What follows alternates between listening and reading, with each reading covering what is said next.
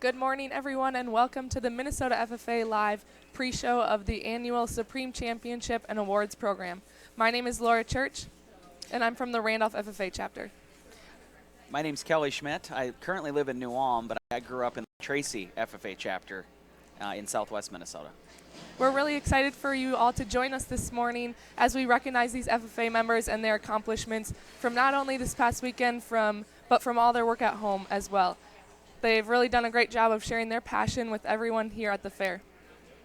Today, our first guest is the Commissioner of the Minnesota Department of Agriculture, Mr. Tom Peterson. Welcome.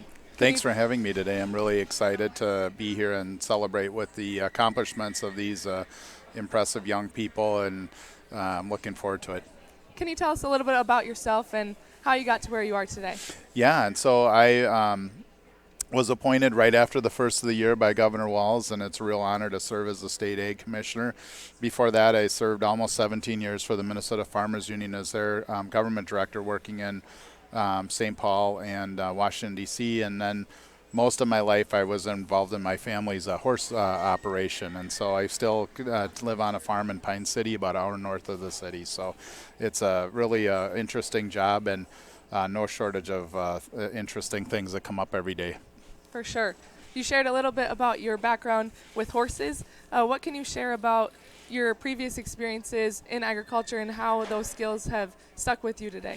Yeah, and I think 4-H and FFA are so important. My growing up being a club member in 4-H, for example, similar to FFA, that I was my club secretary, and I learned parliamentary procedure. And as I got into my adult life, it came really quickly that I could run a meeting, and that's a really good skill. So then you become people want you to be on their boards, and they want you to run their meetings, and that's really important in being a team leader in work. And so the skills that our youth are learning through FFA is so important, and really look forward to seeing, now that I've been involved in agriculture in Minnesota for 20 years, I see people now that who are here with their animals now are pretty far into their adult lives, and I can tell this was going to be something that would really help them. Yeah, that's the other excellent thing about FFA, I think, that Laura and I have found out being involved in it and getting to know people later. The connections you make here, too, you don't realize in the moment are so valuable. It's fun for me to come back. I was doing the FFA shows here 20 years ago, and I still see people and work with and engage with those, both in my professional career and here at the fair, and the hobby that I like to do in exhibiting cattle. And that's the fun part of really making those connections, and it can really help you out in the future when you get into leadership in agriculture. So I think that's one of the big benefits for me as a previous FFA member that I didn't realize at the time is so valuable. It really is, especially in today's world. And I say that's probably a lot why I'm commissioner, is connections. I said that my strength was that I know farmers in all 87 counties, and I've been to all 87 counties. And a lot of that has to do with exhibiting animals here at the fair, because you're here for 4 or 5 days when you're here with your animals, and you get to know people from all over. But also being a part of organizations always helps me, and that connections or that ability when a farmer calls me and has a problem, or a company's looking for a farmer to grow something, I can connect them quickly with somebody, or we have an idea of what program could help them. So You're very right. Connections are important. We are very fortunate to have a tight-knit community here in the agriculture industry. Tom, what can you what advice can you share or message can you share with these FFA members as they work out in the agriculture industry today and in the future?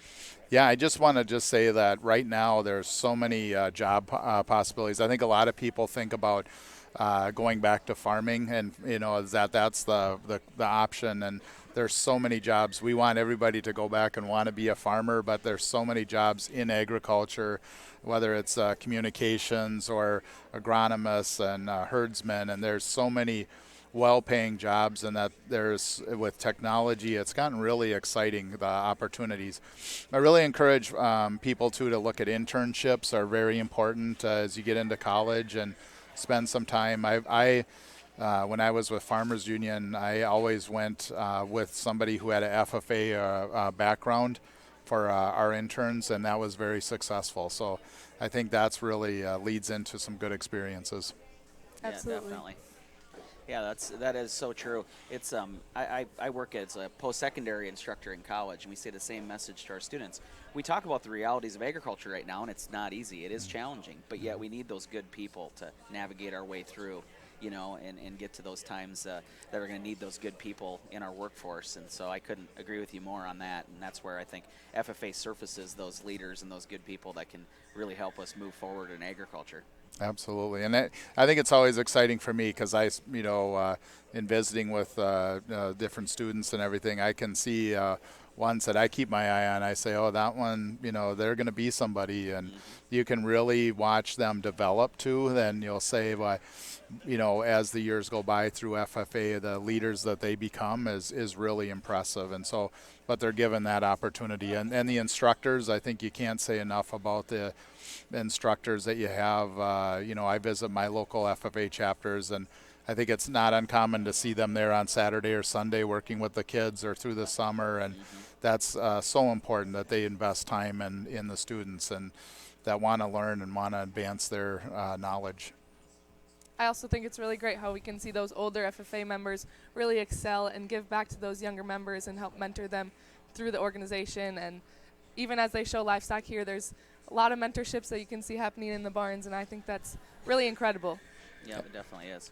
Yeah, absolutely. Mentors are so important. I think that all the people that I've had, through the years and still have, I'm getting to be an older guy now, but I still have definitely mentors that I see here at the fair, and people that are so important, and it's great to take time and work with people, and we have a lot of those we see here at the fair. Yeah, definitely. All right. Well, thank you for joining us, Commissioner. Absolutely. Thanks for the opportunity. We appreciate all your support. Look forward to it. Thanks for all you do. Thank you. All right. So our next, I think our next guest we're going to have here in a moment will be Dan Coles, one of our sponsors here today. So again, it's an exciting day today, rewarding these FFA members for their hard work and their livestock. And our next guest understands that extremely well. Somebody that has been involved in the livestock business his entire life and is a great supporter of FFA and 4-H and youth. So. Absolutely. Well, welcome. This is Dan Coles from FormaFeed, and FormaFeed is one of our sponsors this morning, so thank you very much for that. Thanks for having me here, and my pleasure to be here. What can you tell us about your role at FormaFeed? I'm one of a handful of business managers that manage the business portfolios with our salespeople. Primarily, I concentrate on the beef side of our business, but of course we serve and cross-collaborate across all our teams. Excuse me, with dairy, beef, swine, and companion animals, small ruminants, etc. So we're a full-line feed company. We manufacture primarily premixes and concentrates, but make everything from liquid feeds to little itty-bitty tablets that go into specialized situations. So, wonderful. What can you tell us about why FormaFeed decides to support FFA and the organization we are all proud to have been part of? Excellent question. So I think for many of, for myself and many of our colleagues, it's about giving back, especially even at the local level, and that translates even further when we get to things like state fair and state convention, and it's bigger than us. I think when you think about all the people in your life that helped you when you were younger get into, whether it's production agriculture or agribusiness or another facet that touches all the things that FFA and ag education encompass, you think about giving back and think about the next generation. And so we encourage at FormaFeed the concept of giving back, starting locally with your local chapters, your local school districts, but continuing to build good young people that are going to take over when we're not here anymore. It's really humbling when you think about it that way. And that drives us. And of course, everybody that we do business with at FormaFeed has somehow touched a youth ag program, and the FFA is chief among them. Yeah, that's so today in the show we're got multiple species, and you said how you cross collaborate and work. Do you see a lot of youth that are getting involved into newer species and really expanding their knowledge and looking to Forma Feed as a resource to kind of gain that knowledge of doing new things? Without a doubt. And it's been amazing to watch, especially like some of the small ruminants, watch the swine, the show pig thing take off. And certainly we think about livestock production with our major species, the dairy, the beef, the swine. Poultry is certainly a big part of this state as well. We don't get into that as much, but even so, backyard agriculture is really a thing that's taken off, and so size doesn't matter. We want to do business and support every aspect of agriculture, but you do see a lot of enthusiasm with the youth and families. This is a great way to spend family time, and I know your families feel the same way. I've watched them over the years. There is nothing better than being able to spend time with your family, surrounded by like-minded people, and come to a great place like the Great Minnesota Get-Together to finish off a summer of a lot of hard work. That's Yeah. absolutely right. I know my family, it's one of our best traditions is coming to the fair each year, and even though this is the first year that none of us had animals to show, but we're still all here yesterday with the kids and the grandkids, and it's great to be part of. Yes, it is. Yeah, that's us too, our family. I have a 12-year-old now that's just approaching that age where in a few short years she'll be involved in FFA and doing this, and she's already asked, will I be showing in FFA? Will I be doing this at the state fair? Of course, she knows she's going to take some ag classes in high school, but it's exciting to watch her get excited about it and then be part of it. So I know she'll be here this morning watching some of the people she looks up to out there vying for these championships, and that is fun to see. My children now kind of striving to achieve something that they're watching other folks do, and I think that's a good thing in the FFA program is to continue to push yourself whatever area you're in, even if it's outside of livestock. There's so many opportunities in FFA, and that's the exciting thing for me as a parent now that's going to have kids involved in agriculture. So, For sure. Dan, I know that your kids, your son and daughter, have been very involved in FFA. What have you witnessed as far as the valuable lessons that they have gained from this organization? Number one, it motivates them to be responsible young adults, and there's always work, right? There's always more work out, whether it's out in the barn or out in the community. But beyond the work, I think it's given them the opportunity to be servant leaders and do more for other people. It's very easy to focus on the work at home and the things that you have to do for yourself and for your family, but FFA and ag education also gives you the opportunity to go beyond yourself and think of others and do more for others in the community that might not always have the same opportunities as you or others have. And I think that's really important that we give kids the opportunity to see all walks of life and give opportunities for everyone that wants to be a part of this great big thing that we call agriculture. yeah, that's so true. That is the neat part about FFA, as we all three know. But there is something for everyone. Anything you want to do, from whether it be placement, working for someone else, or an entrepreneurship of your own, there's really something you can if you have a great idea, you can really shine with it. That's it gives right. you those opportunities, and that's what we need in agriculture all the way through. So. And even this morning, one of our focuses is livestock, but there are also several other projects being recognized, whether that is mechanics or crops. So there really is something for everyone, not just the livestock. Absolutely, right. Well, thank you, Dan, for joining us today. We appreciate your support as well as Forma Feed's support this morning. My pleasure. Thanks, Thank and you. have a great event. Thank you. Thank you. Like you said, it's a great family tradition being here at the fair, and it's fun to see all these families and their FFA members come together, their tight-knit communities of their chapters, and it's great to see everyone working together here at the fair. Absolutely. You're one of the youngest, you're the youngest in your family, and that's how I really got to know you. I knew your older sisters and your brother through this program, and because of that, I got to know you. So that's the fun part now, working together in this. FFA really brings you together in these kind of things. Absolutely. Well, our next guest here is Kyle Thomas. from the Rockford FFA chapter, and Kyle is a barnyard attendant at the CHS Miracle of Birth Center at the Minnesota State Fair this year. Kyle, what can you tell us about your FFA experience? Yeah, so right now I'm working at the Miracle of Birth Center. I'm currently on my second shift. Right now we're just making sure we're taking care of all of our animals there and that they're all happy and healthy and that we can share that experience with other fairgoers. Great.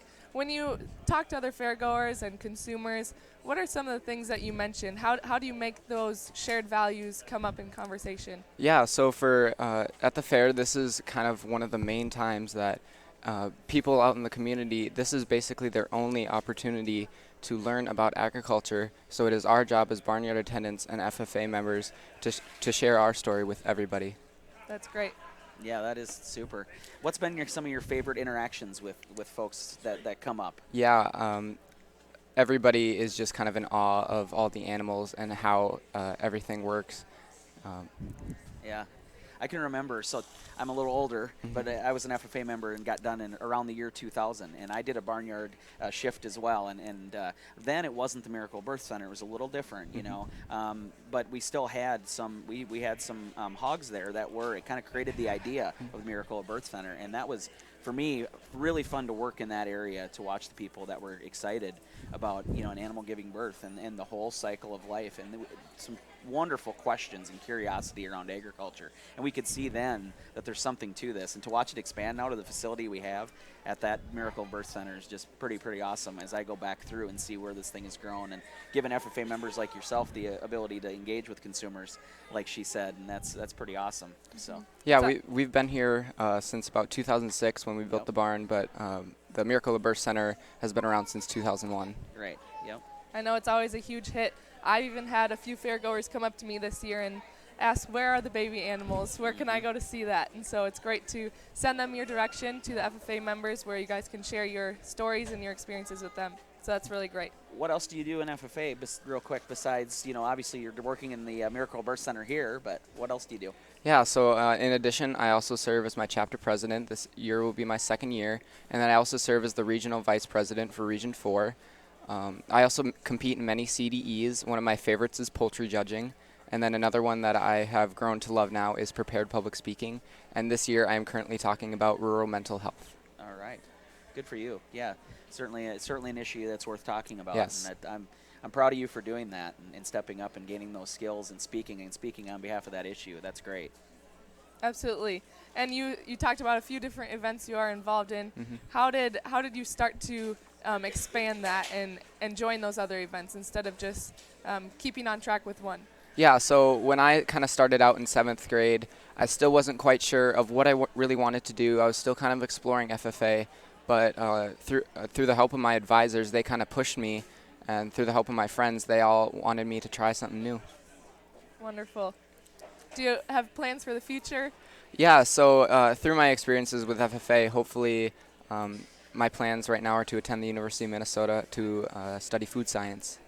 That's great. Good. Definitely needed. Well, I can tell you got a great foundation, like we all feel is that great foundation from FFA. So I can tell you'll do well. Best of luck to you. Thank you. Thank you for joining us, Kyle. Well, it's certainly fun to meet young FFA members like that, you know, that have a different background and are involved in such great things that you and I got out of FFA as well. And it's always fun to talk to those students like Kyle. He's got a bright future. Right. Our next guest this morning is Ellie Crumrine from the Miracle Birth Center as well. Ellie, what can you tell us about your experiences so far at the fair? Well, I guess it feels really good just to inform the people about actually what goes on with agriculture. And like answering their questions makes me feel so much better because they aren't going out and feeding people misinformation. That's absolutely correct. Have you been doing media interviews and visiting different spots around the fair to talk to consumers? Yes, I have. I did a Fox 9. I did PTC. I also was on radio, so I've done about everything. That's great. That's good to get you in front of folks and a different kind of communication like that. So good for you for doing that. So what's been your favorite part? The interviews and like the people interaction. That's my favorite thing. Just answering people's questions and seeing their smile on their face when I actually answer the question, and just helping them. Yeah, it's certainly nice when you can convey what you're doing and what you know is a great thing in agriculture, and for them to see and understand what you're doing. You can see that understanding happen, and that's, I think, really, truly a special, magical thing when you share your story in agriculture. Yeah, Yeah. it is. Ellie, what can you tell us about your background? Do you grow up on a farm? I actually did not. I've lived in town my whole life, but agriculture is definitely my place to be. My true heart is totally found there. I'm going to school now for environmental studies. I want to be a DNR officer one day, so I'm just kind of continuing my education now. That's great to hear. And good Kelly, for that you. goes back to what we were talking about before, that you don't have to live on a farm. Ellie here doesn't, and she's still a passionate FFA member and a leader in this organization. So that's great to see. Yeah, that is excellent, and it's working in DNR is such an important thing, and I think it's good that your goal of getting there is doing that. And what's going to be so important about having you involved in that is your understanding of agriculture, because we work together with our natural resources in Minnesota. They go hand in hand with agriculture, so we need people that understand each other to go ahead and do really good things. Yeah. So I think that's great. You have a good background to go do that. So. What town are you from? I'm from Tracy. Well, I went to school in Tracy, and I live in Ballatin. Excellent. Very good. And what other FFA events are you involved in? So I was on the soils team, and I got started with that. My advisor was like, hey, we need a person, so I just kind of joined on the fly. And then I was on the small animals team and the fish and wildlife team, and about every other team. Whenever they needed somebody, I was the person to call. That's great. Thank you, Ellie, for all of your help at the fair this year.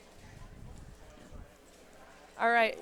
Our next guest this morning is Nick Potoff, and Nick is a state officer this year. He's serving as the Minnesota FFA State Vice President. Good morning, Nick. How are you? Welcome. I'm well. How are you? Good. How have your experiences been at the fair? My experiences, I'd say they've been pretty great.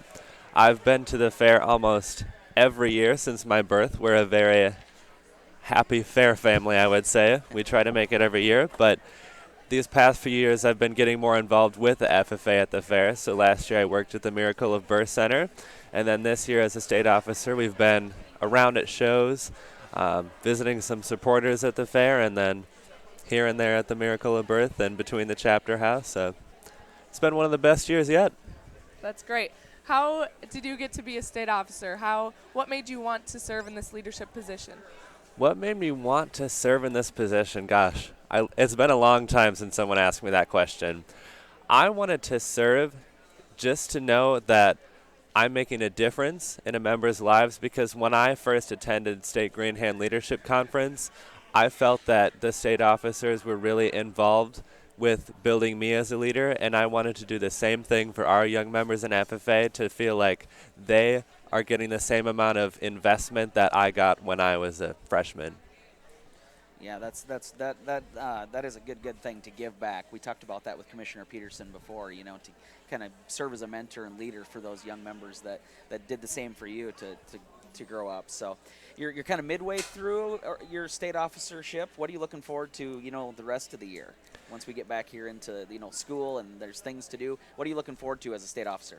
Yeah, so this summer we had all of our summer camps in June, and then July we did some visiting of businesses and industries, and then we finished off with Farm Fest and State Fair in August, and then this season we're moving more into visiting chapters around the state, which I'm really excited for, because when we're at camps we only see a good 1/10,000th of all of our members.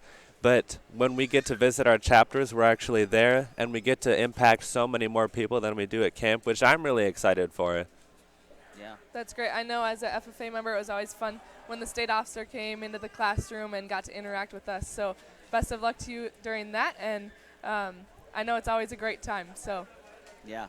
Best of luck to you in the rest of your year. That'll be a lot of fun to get in those classrooms and see more and more FFA members, as many as you can. Nick, what are your future plans? My future plans, so classes start at the U of M for me tomorrow, and I'm going to major in agricultural communications and marketing.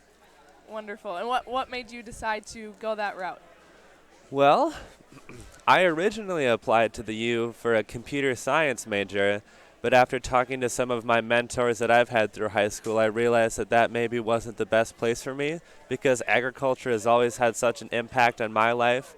And just like FFA, I wanted to give back to the lifestyle that gave me so much in my lifetime. So I decided on agricultural communications, and I feel like it feels like the place for me. That's great to hear. Well, thank you, Nick, for joining us this morning. Enjoy the rest of the fair and the awards program this morning. Thank you. Yeah, thank you. Kelly, I think it's great to hear these FFA members saying that they just jumped at an opportunity. I know that that's one of the big things in FFA. My advisor always told me FFA spells opportunities. And so it's fun to see these people that just jump in without even knowing or necessarily having experience. Yeah, absolutely. It's just fun to continue to meet state officers. I was fortunate enough to do that myself years ago, and I got to meet future teams, yourself included, when you were an officer, and now to meet Nick. It's great to see them. Those leaders continue to grow, and it's just so impressive. I'm more and more impressed every year about just the leaders that surface out of FFA, and it just makes you really excited about the future and that we're going to be all right, when we have these good people out and about and around. And the key message that I hear over again is they want to give back, and I know I always felt that way too. We all had that someone, whether it was an advisor or another adult mentor that really got us into agriculture, and it was important to us, and we gained that feeling to give back, and I think that's the awesome part about FFA. Absolutely. The future of this agriculture community is definitely in good hands. Yep. Our next guest this morning is Miss Val Arsvold from the Minnesota FFA Foundation. Well, thank you so much for hosting this today. I don't know about you, but I can feel the excitement building here in the arena. We're seeing hundreds of FFA members come on in, and it's really a great time to celebrate everything that they've been working on all year long. And that's why the Minnesota FFA Foundation exists, and that's to support these young people and make sure that they have opportunities to grow. And so I think it's just a neat opportunity first to give a shout out to our live stream sponsor, FormaFeed. Dan Coles, as you know, shared that great message. But you all are living proof of it as well, that this organization does great things for young people, and we do it through activities. And I'd love to talk a little bit about the Blue Jacket Bright Futures program with you all. What did the jacket mean to you as you wore it, a couple years ago? Maybe a couple more. A few more years ago. Yeah, a little bit, but me even more so. So go ahead and Good share morning, it. FFA and friends. I know We for are me, about it was to just start our being program. involved in this But organization. as you When guys zip find up your that seats, jacket, we just want to let you you know know that that you're this part of program something greater than will yourself. be live streamed. This So just organization know with that every over time you come up to get an award, 650,000 there's a camera FFA right there, members so make sure is you pose, incredible. make sure And so you when you smile put that for your jacket on, family back you home. know that you're part All right, of if you something want to great text your and family, something it's, that can make a difference search up on in this YouTube, world. Minnesota For me, FFA, putting and the we will be jacket on, live I'll streaming be it on honest, there. when I So started do that in right FFA, now I to all really your had family about who two wants things to I check wanted to this do. out. I wanted to do If general you are livestock a judging, and I award wanted to winner, just have beef cattle as an please sit up in entrepreneurship these replacement. front I thought rows that so was that's it, but I easier for you to quickly get down realized here. We will after try to going keep to this other program moving activities, fast so and that then my we can all advisor go on pushed me with to go our do days. that, We that want there to was make so many sure more you other guys leadership have the opportunities and so many things opportunity. beyond that, Amazing, and amazing that was the thing things for going me. on. So really, as I got into my career, wearing that jacket meant a lot different things. It was a lot more special, I guess you'd say, than when I first set in ninth grade, thinking it was going to be one thing, and it turned into a much greater thing that absolutely got me to what I'm doing today, and the career that I've loved and the life that I've had is absolutely connected back to my experiences in FFA. Well, we're so excited. So one of the programs that the Minnesota FFA Foundation does, and I think is probably one of our signature programs, is the Blue Jacket Bright Futures program. And to any of you watching today, giving that student their own jacket is like the ticket to the world. Whether it's traveling the state of Minnesota, traveling the country, or internationally, those opportunities are available through the FFA. So I would encourage people to consider getting behind the sponsorship of a jacket. For $85, that individual receives the jacket and the scarf or the tie to go along with it. But it's really, like I said, an investment in a student to open up a world of opportunities. So that's one of the programs we're really excited about this time of the year, because everybody's going back to classrooms right now. So this is when new members are coming into our organization. Another one that we're excited about this year is the Joel Larson Agricultural Education Scholarship Fund that will go to support new teachers in our profession. So you'll find information about that on our website. But again, none of this is possible without those teachers, and we've referenced them a little bit about the impact of advisors. And it takes more than the advisor, it takes family and friends. But we're all working together to provide these FFA members a great experience. And I don't know if you've already said it or not, but we have over 11,000 FFA members in Minnesota, but even more impressive, over 25,000 students enrolled in agricultural education. So when the Commissioner Tom Peterson spoke of all the opportunities, that's exactly right. We want them to come in, experience, and really make the most of it. So we're excited about all of those pieces. But as you know, the excitement is building here in the arena. You both have shared a little bit about your own experience in the past showing, so I bet you can talk about the emotions that these students are feeling here in the arena. Oh, definitely. It's definitely an emotional thing, and we touched on it, and I think Laura said it. It really doesn't just start here in the last few weeks. These are projects that these FFA members have worked on. Some projects, already a year ago, they've been developing and planning and hoping for, maybe being out here, being considered. So that's a lot of time and effort and work and planning at home has gone into this. Right. It's always fun being out in that championship arena as the judge selects the champion, knowing that your hard work paid off. As Kelly said, many hours go into these projects, and it's incredible to see the members come and show their animal and their passion and share that with everyone here in the arena this morning. Yeah, definitely. And like a lot of livestock shows, FFA also rewards those with showmanship, which is good. It shows those members that want to work hard on those skills and not maybe their animal didn't place exactly what they wanted, but they still had that opportunity to work hard and become a better showman of their given species, and that's always fun too. That was always one that was always really important to me when I did this, and I can remember the nerves of heading into that showmanship ring, so it's good to reward them too and recognize those. I had the privilege of being in here yesterday during the end of the beef show, and speaking of that showmanship piece, the judge really talked about that not every state fair has the look and the feel of the Minnesota State Fair, and not everybody is as skilled in regards to showmanship. But I think that's really a testimony to the culture that we've created, the teachers that work with these students and the families as a whole. So obviously I'm a little biased. I think FFA members are great at many things, but that's definitely one that I'm glad you referenced as well, is showmanship, being able to take that animal to its a very prime showing condition, and having the background on all of those pieces. Well, since we've got a little bit of a captive audience, I do want to put out a little bit of other information. This coming year, as we look back to that legislative process, we are going to try and get a bill passed to have an agricultural license plate.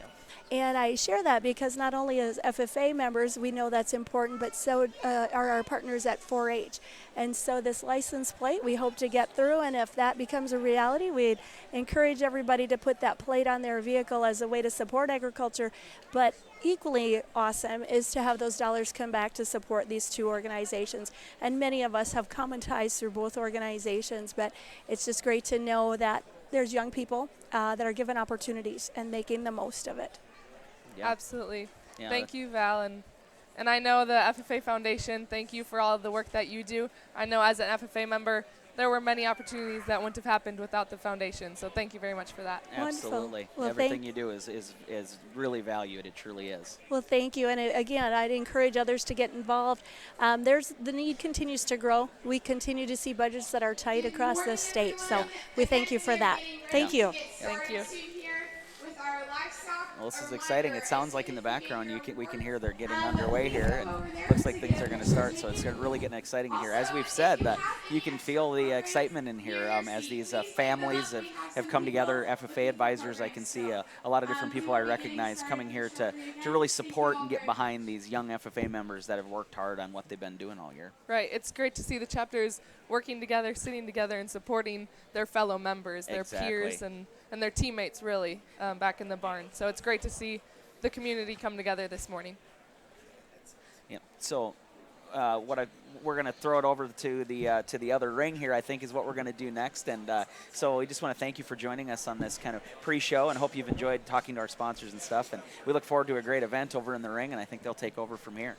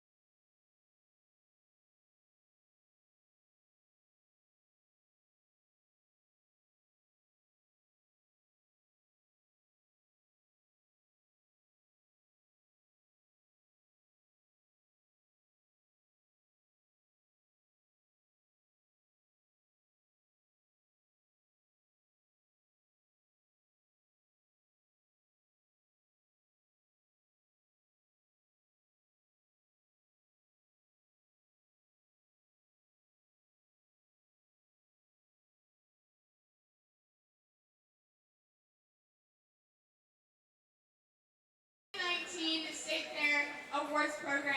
We are so glad all of you.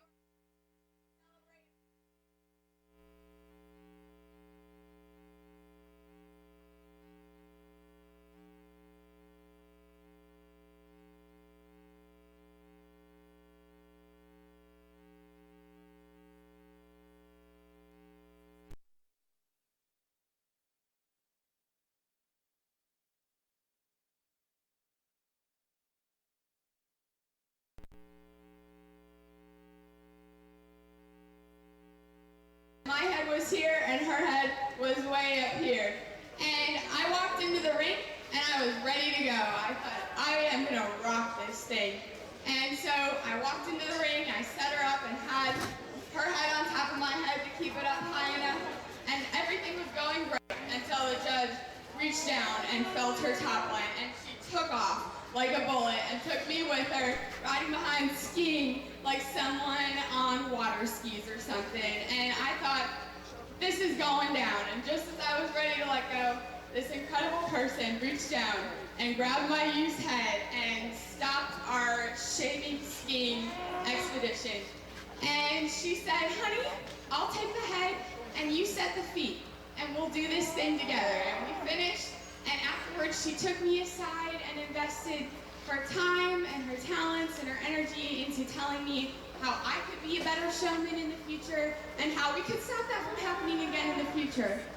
Today, 10 years later, I get to do the same thing for members in my ring at my home show, and it is truly a joy to give back the gift that was so generously given to me.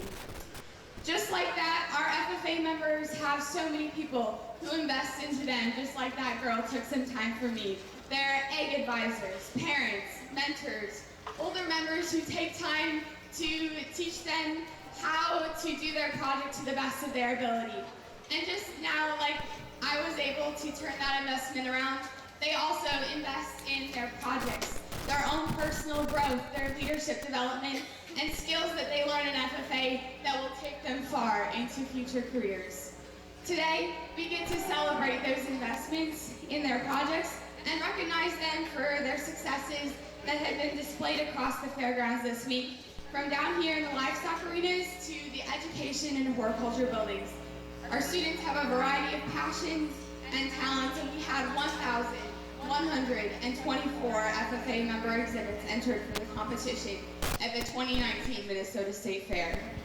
The individuals we'll celebrate this morning are the very top competitors in each of these events. Joining us today to celebrate student successes are some distinguished guests. Please stand to be recognized. We'll hold all pause until all guests have been introduced. Mr. Mark Goodrich of the Minnesota State Fair entry. Miss Marie Lefebvre, Minnesota State Fair Competition Office. Joel Larson, Minnesota Department of Education, Agriculture, Technology, and Mechanics. Jim Ertl, CHS Miracle of Birth Center Superintendent. Mr. TJ Brown, FFA Superintendent of Minnesota State Fair. Conrad Kwame, representatives from program sponsors such as Fastenal. I'd also like to introduce Mr. Zane Sheehan, our new program specialist and state FFA advisor from the Department of Education. Mr. Joe Skapansky, the FFA liaison of the State Fair Board of Managers. And Mr. Paul Merkins, President of State Fair Board of Managers. If there are any additional members of the Board of Managers, would you please stand to be recognized?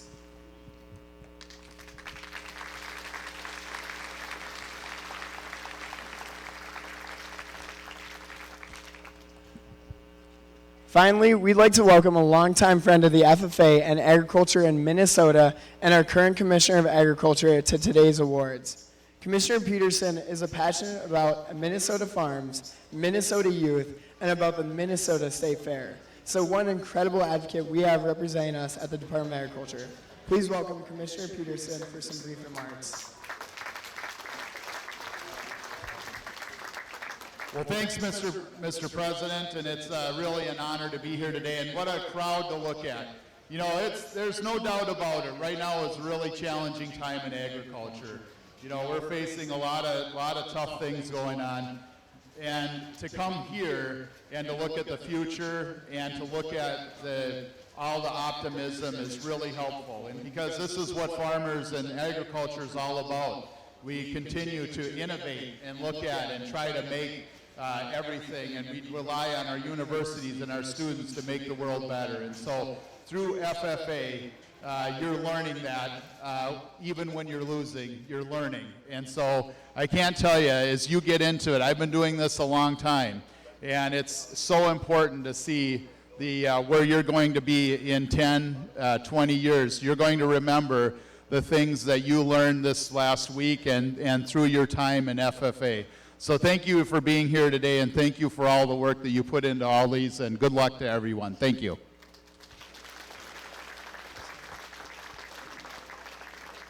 Thank you so much, Commissioner Peterson, for being a lifelong friend of the FFA and of agriculture. As we transition to our recognition, we would like to thank the sponsors for our top 5 champion banners that have been presented throughout the week and will be given to top exhibitors today. Let's thank the Rushford Peterson FFA chapter, Terry State Farms, Lynn Family Farms, and TLC Livestock Services for sponsoring the championship banners.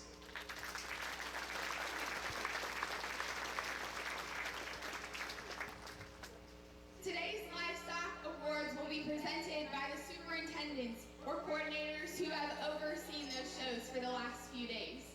The superintendents will announce the 5th through 1st place. The 1st place animals will receive a championship banner in the ring and will be the first to be photographed in that photo arena over there. 2nd through 5th should be photographed in no particular order and will also receive their banners when they take their photo. Please welcome Mr. Claire Drescher for our first area of recognition today.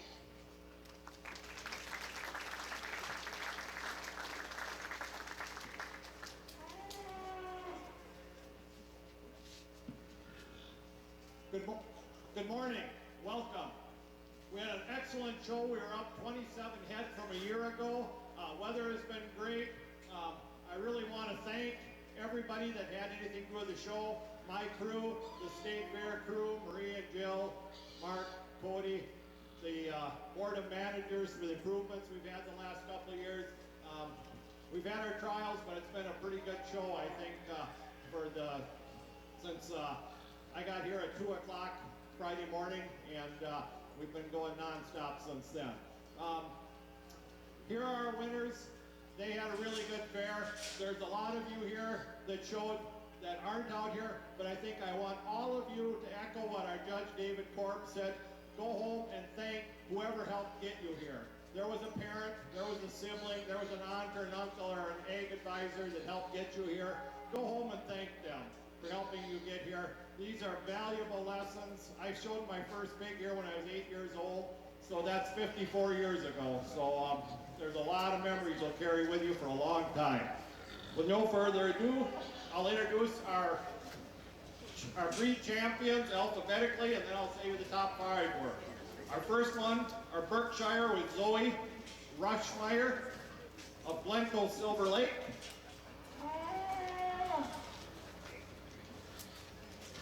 Our champion, Chester White, Kylia Shield of Kenyon Wanamingo.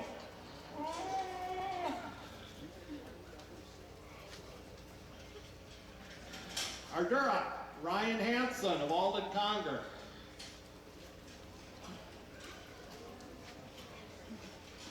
Our Hampshire, Dominique Barkfried of Jackson County Central. Our Spot, Isabel Patterson of Kenyon Wanamingo.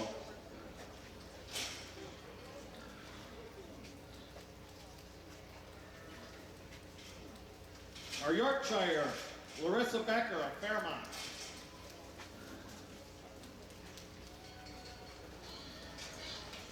And our champion all other breeds is the Hereford from Gracie Bodhauer of Wheaton.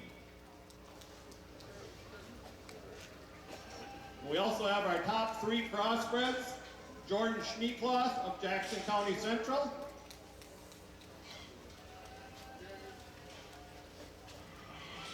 Sophia Lavelle of Jackson County Central.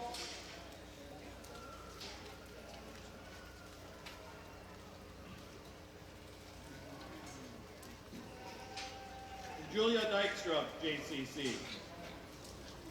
Let's give all the exhibitors a good hand that have champion.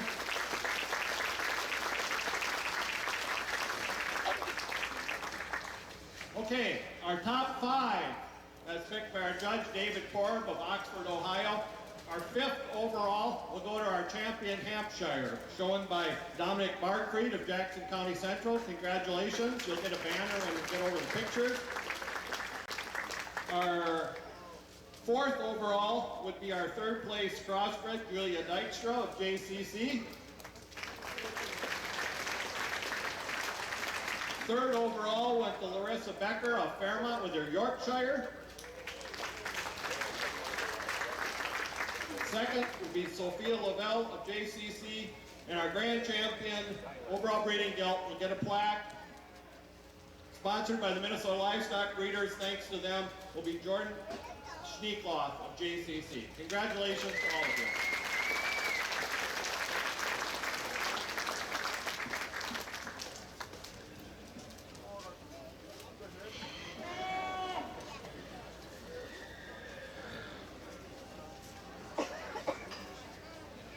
Thank you, Mr. Drescher.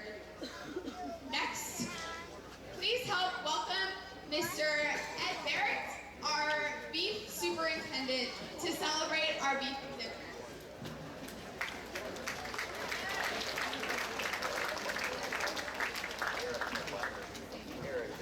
Good morning. We had a very excellent beef show. I'd like to first off thank the Board of Commissioners and the staff and whoever ordered this beautiful weather we've had for this Minnesota State Fair. Our judges were Dr. Chris Cassidy of Ankeny, Iowa, and Ashley Judge from Loveland, Colorado. And they evaluated 380 head of beef cattle, including market beef, and a new class, which is the prospect calves. So this morning, without further ado, we're going to start out with Lydia Coonrod from the Randolph FFA with the champion Angus heifer.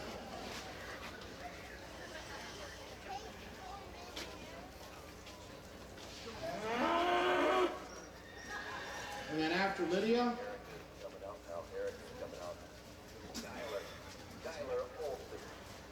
is Trevor Beckstrand from NRHEG with the champion Any Other Composite.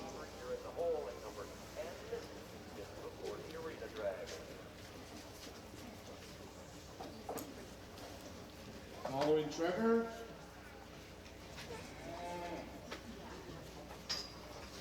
okay, Tiana, you want to pull up to the wood shavings?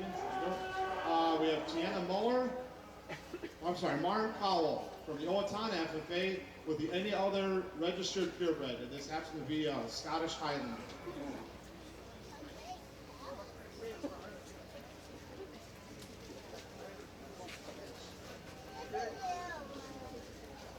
Following her with the champion Charlet heifer is Ryan Haglund from the Randolph FFA.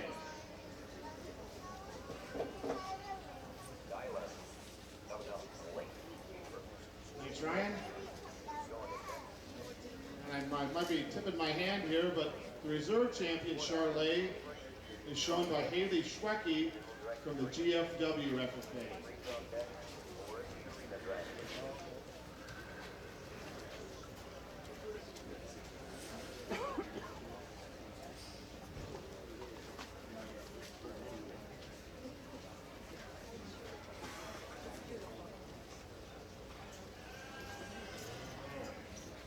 With the champion commercial is Alyssa Nestler from Rushford Peterson FFA.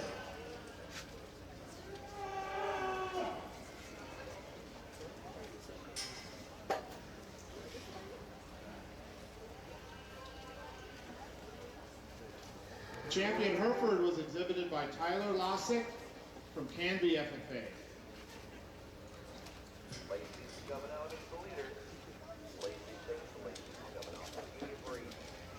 Following Tyler is Amelia Schatz from Tri-City United with the champion Limousine.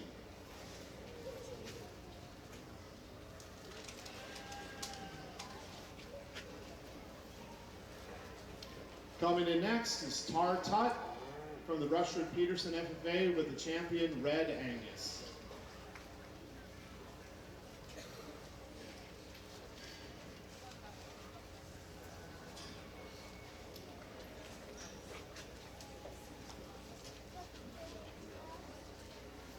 With the champion Shorthorn is John Morrison from Belle Plaine FFA.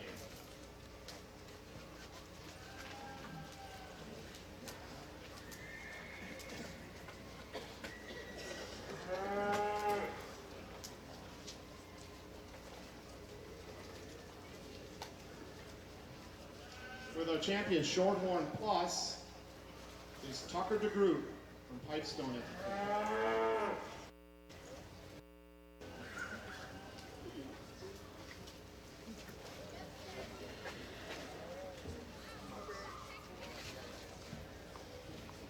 With our champion Scimital is Jaslyn Hiltbrands from Morris Area FFA.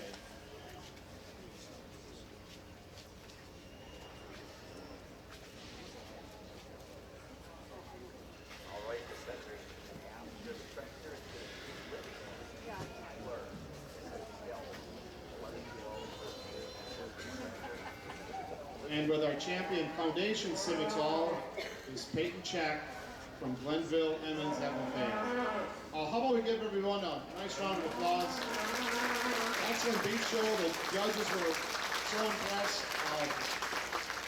Our last judge, Ashley Judge, that did the showmanship, her final heat was almost as big as the whole class because she just couldn't make that sift during class. So, without further ado, I'll announce your top 5. In 5th place, 5th overall is Haley Schwecke with Reserve Champion Charlotte.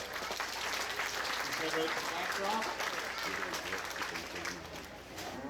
In 4th place from the Randolph FFA is Lydia Coonrod, our champion Angus.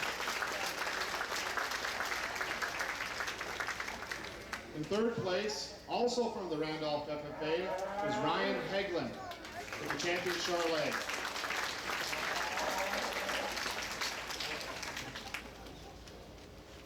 Okay, this is where it's a little closer here. It's the 2nd overall with the champion Scimital is Jaslyn Hildebrand from Morris Area. So in years past, I've had Lenny Wall take these duties and walk around and make the kids a little more nervous. So here's my turn.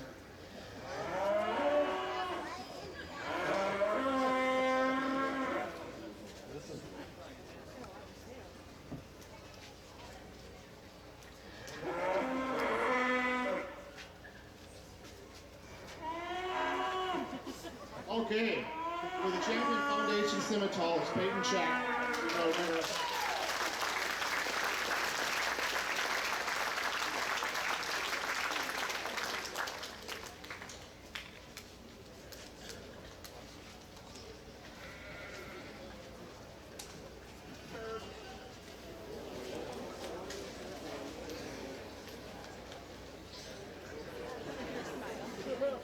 Well, there's always excitement at the beach show.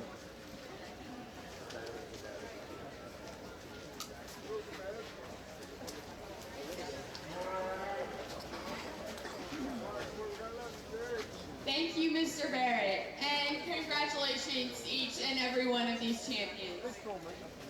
Next, let's welcome Mr. Jason Perry to present the Dairy Awards.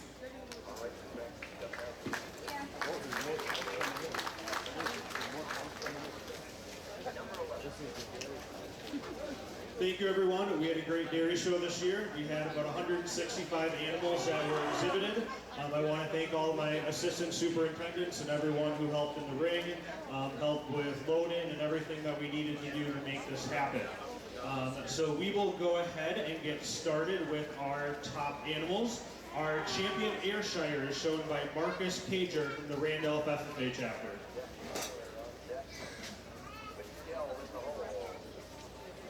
And you can come on and keep moving and line up that way.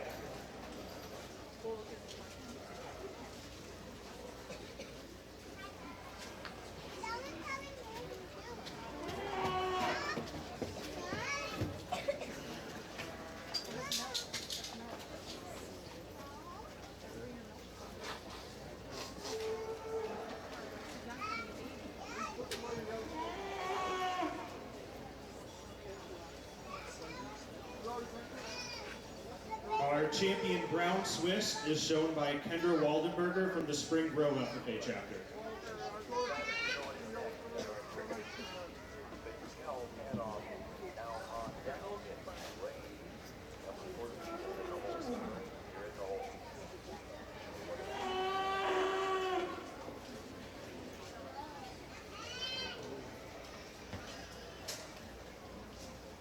Our champion Great Holstein is shown by Owen Scheffler from the Kenyon Wanamingo FFA chapter.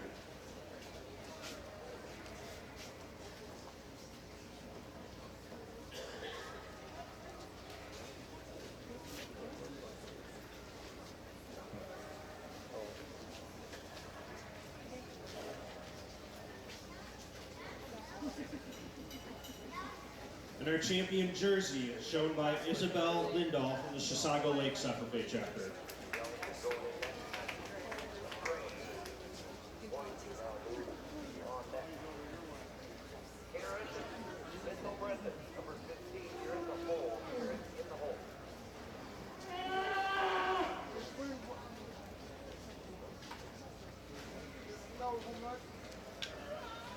And our champion milking shorthorn, shown by Irene Versu from the New York Mills FFA chapter.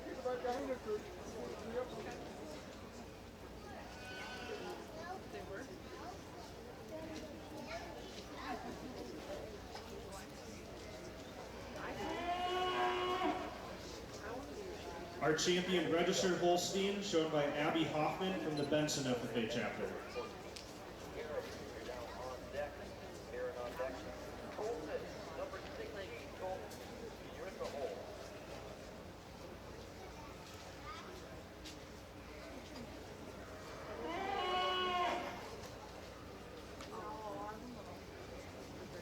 Our champion red and white Holstein, shown by Jacob Schaefer from the GFW FFA chapter.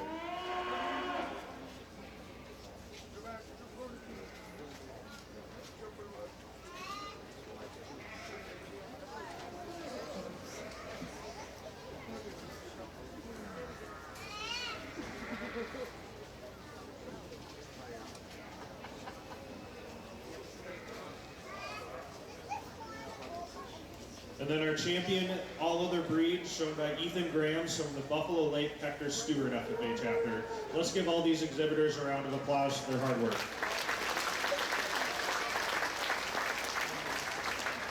And without further ado, let's announce our top 5. As I call your breed, you can pull forward and head over to the back rock to stand in line to get your picture taken.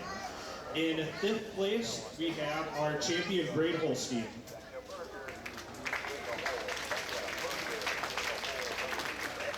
In 4th place, our champion red and white Holstein.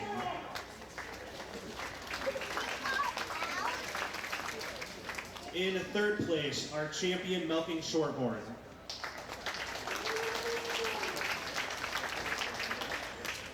In 2nd place, our champion brown Swiss.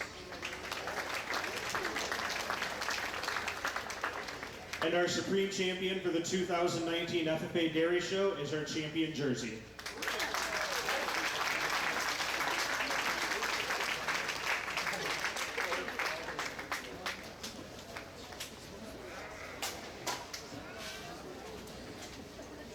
Thank you so much, Mr. Carey. Can we get a round of applause for Mr. Carey and everyone who made that very show happen?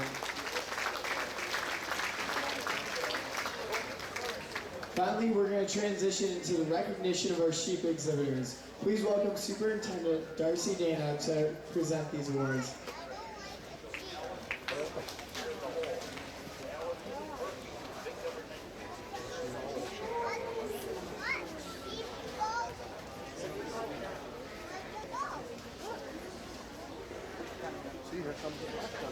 Thank you. I know you've all been waiting for sheep, right? That's what it's called here. We had an outstanding show this year. Here are our champion females. Champion Baby Doll Southdown by Riley Donkers from Kenyon Wanamingo.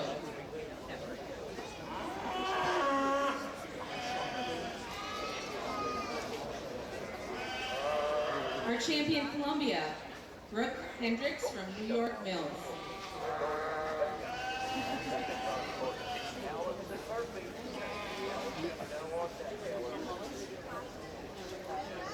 Champion Corridale by Mariah Geyser from New York Mills.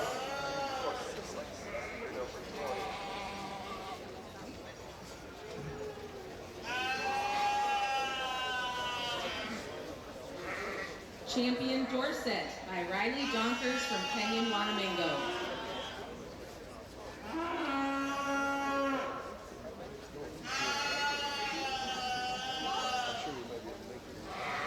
Champion Hampshire from Adriana Wendland from Kenyon Wanamingo.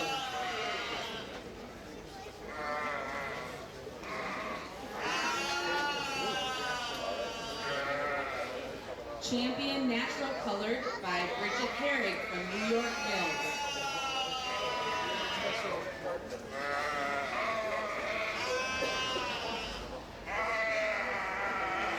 The sheep are very excited to be here as well.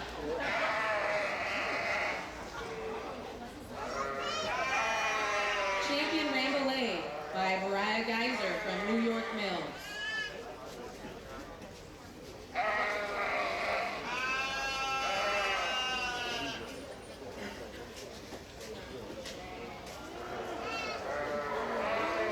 Champion Southdown by Tegan Reidenauer from Triton.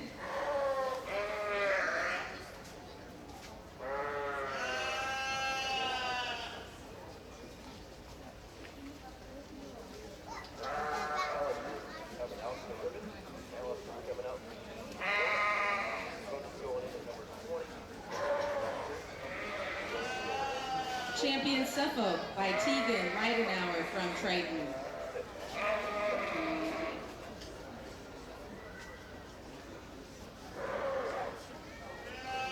In our any other meat breed category,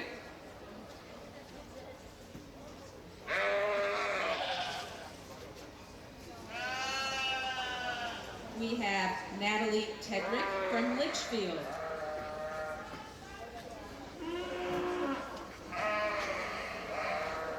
And in our champion other wool breeds, we have Jessica Willigo from GFW Pioneer Express. Our top 5 females, starting with 5th, remember to pull forward.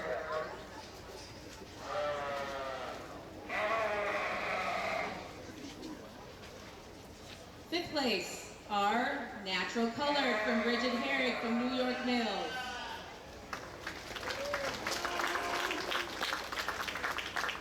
In 4th place, Rambouillet from Mariah Geyser from New York Mills.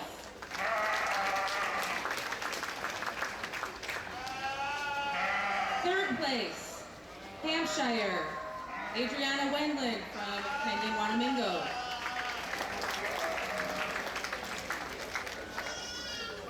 Second place, Southdown, Tegan Reidenauer from Triton. And our overall female champion, Dorset, Riley Donkers from Kenyon Wanamingo.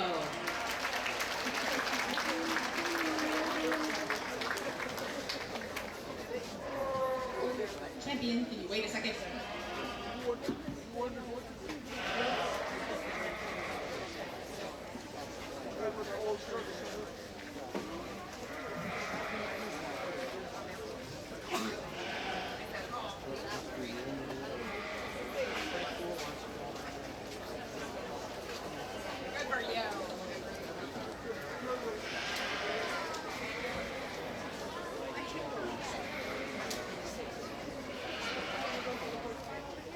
Wow, sheep get a podium. We have one more award to give out. Each year, the first-year sheep exhibitors have the opportunity to apply for the Hickman Rookie Award. We had many outstanding applicants this year, and it was really tough to choose. But this year's Hickman Rookie Award is Tanner Coles from Litchfield. Tanner, come on forward. Congratulations.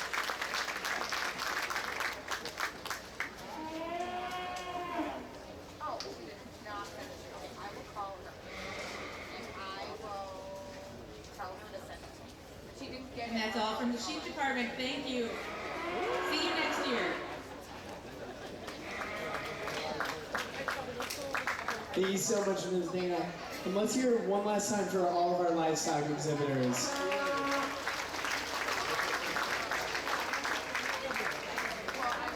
One thing you will see FFA members doing here at the State Fair, but will not be getting any awards, is working down at the CHS Miracle of Birth Center. I remember 2 years ago when I decided to work here, and it was an adventure. Working 15 hours a day, 4 to 5 days a week, or 4 to 5 days a shift, it was awesome. You gotta work with the general public and really share what agriculture is and what we're doing here to share this positive experience. I remember on my second to last night, it was a Saturday night, I was ready to go. We were getting ready to close down the barns. All of the other attendees were sitting on the bleachers facing me, and I was going into this horse stall pen that had Flemish giant rabbits. I was just checking in on them before the night was over. And I look at them, I'm like, all right, they're good. But they're rabbits, so we don't close the door. We open up the door, we put this nice little white picket fence. And I'm thinking to myself, I'm sporty, I'm athletic, I can jump that fence, which I can, and I did. But any horse person knows, every horse stall has an overhead bar. So I jump, and I go down, and I hit the pavement, and I say, I'm good, I'm okay, which led to an ER appointment and 5 staples in my head. Showed up the next day, on time, because that's what every good FFA member does, with a nice little bump on my head, to show when I say FFA members are well-rounded, we mean it. As we mentioned earlier, this fair is filled with student opportunities within and beyond the livestock barns. Our next champions have experienced success with skills they've been honing off the fairgrounds and put to the test over the last few days. We'll be recognizing the way these champions round out the excellence that FFA members have brought to the fair in the next segment of our awards. You'll notice that the fair staff has set up a recognition area now that the livestock are gone. All winners should make their way around the pipe and drape when their name or their award area is called.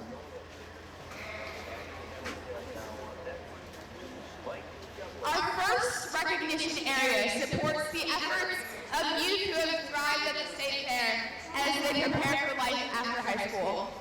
Please help welcome Mr. Joel Larson to celebrate the State Fair Scholarship recipients.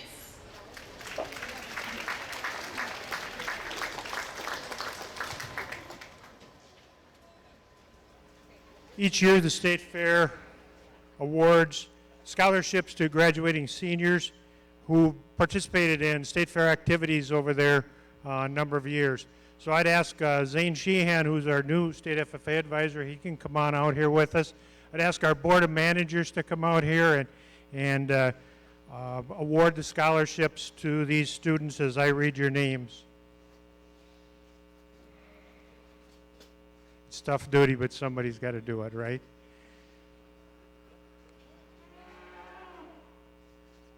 Yeah. Our first scholarship goes to Laura Lee Eaton.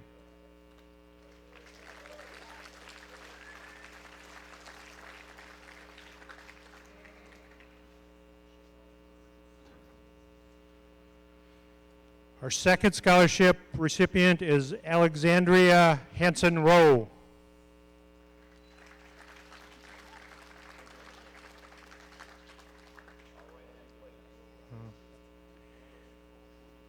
Next, Joseph Moran.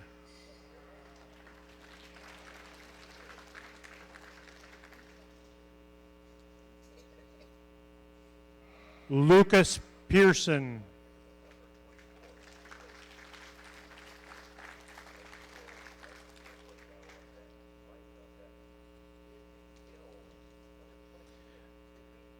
Sydney Poquette.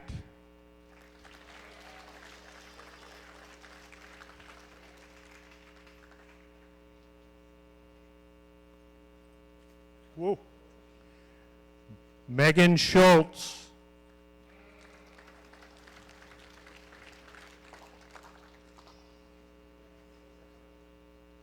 Nicholas Seitzer.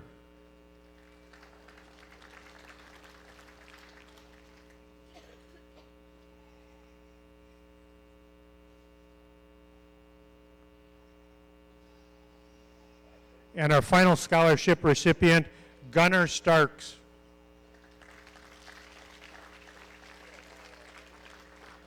Scholarship recipients, I think the Board of Managers would like to have a picture over in the corner, so if you would go over for a group picture, thank you very much.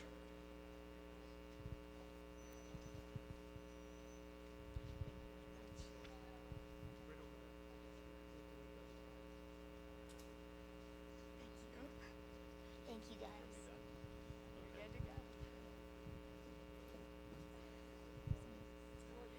Congratulations to all recipients, and thank you to Mr. Larson and the board members. Our next area of recognition is for the tractor driving event that was held earlier this weekend. Would our identified finalists make their way forward, please? The tractor driving event features a written exam, safety and maintenance components, and a driving challenge. We will recognize the top 2 teams and the top 2 individuals. For teams, please send a representative from your team up to be recognized. In second place, the Foley FFA chapter.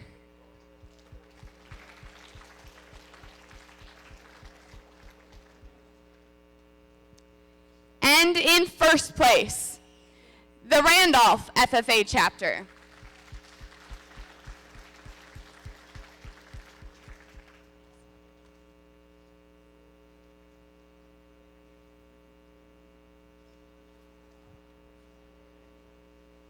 Congratulations. Moving on to our top 2 individuals. In second place, from the Foley FFA chapter, Spencer Beaucamp.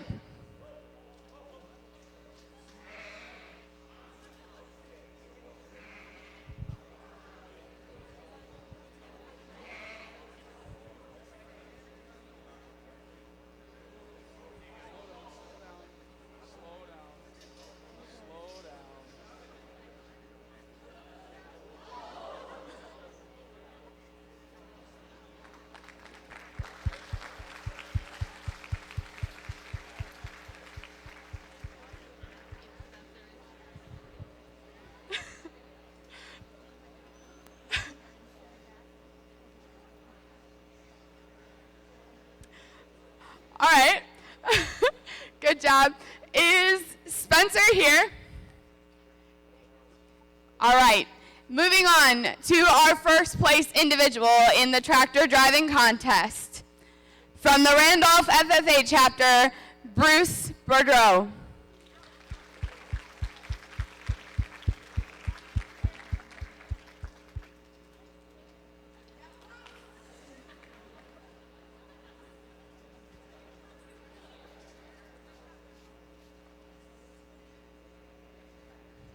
Awesome. Congratulations to you.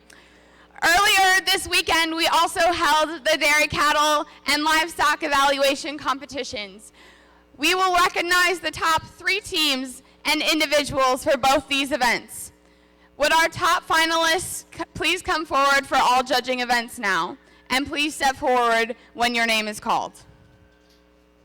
In the dairy cattle judging results, for teams, please send 1 representative down to be recognized.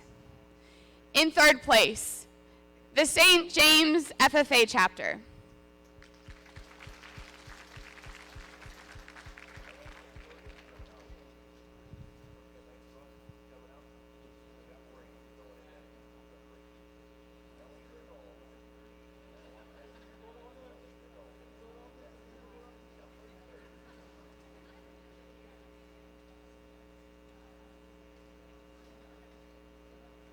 In second place, the Rocori FFA chapter.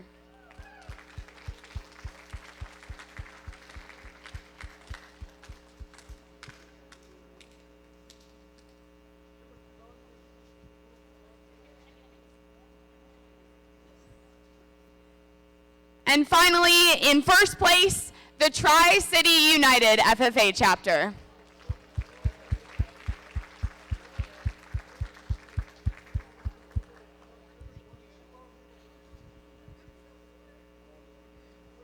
Congratulations to all these teams. Moving on to our individual results in dairy cattle evaluation. In third place from the St. James FFA chapter, Seth Pearson.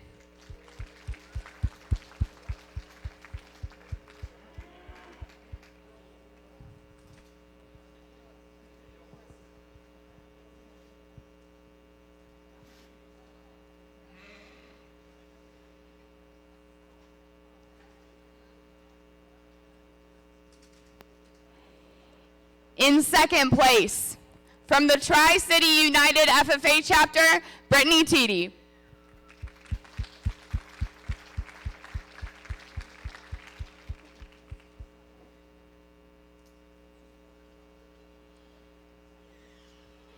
And finally, our first place individual from the Rocori FFA chapter, Tyler Ratka.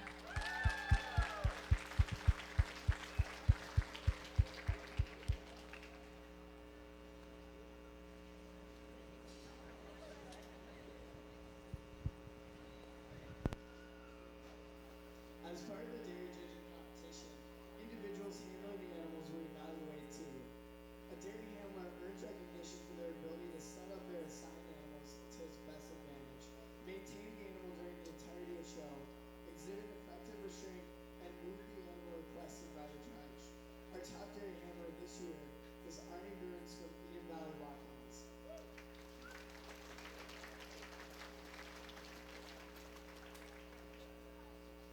In the livestock judging results, participants judged several different livestock animals, including beef and swine and sheep. They looked for the best animals that would produce the healthiest and wholesome foods for people who want to eat their products.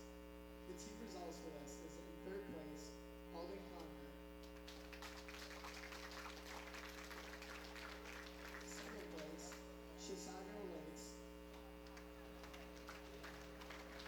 And your top team from the Pipestone area.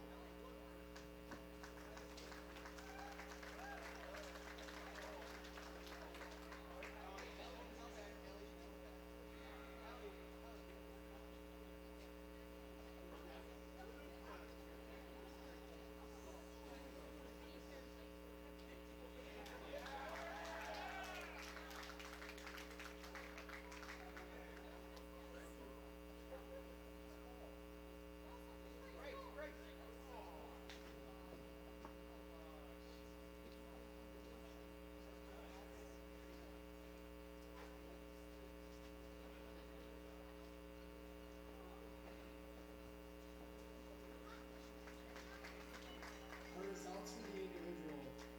In third place, Ellie Penstado from Chisago Lakes.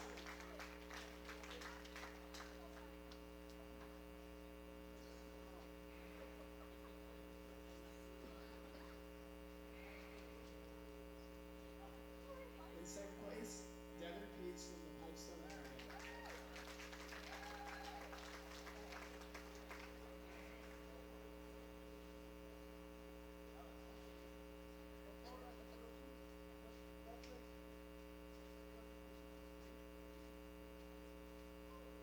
And your champion of the livestock judging results, Tiana Mueller from Pipestone area.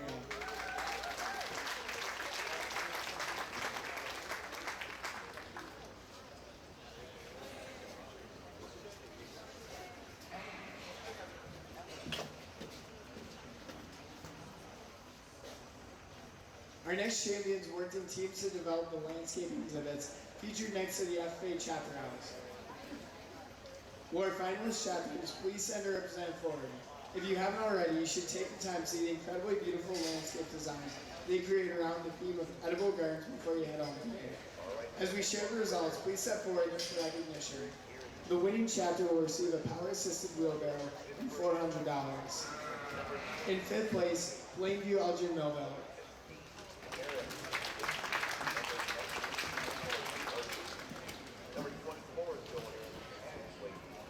In fourth place, Forest Lake.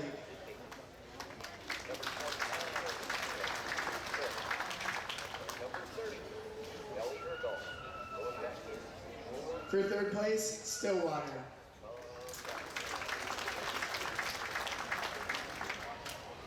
In second place, Dasso Coqueto. And your landscape boot champions, the Buffalo FFA chapter.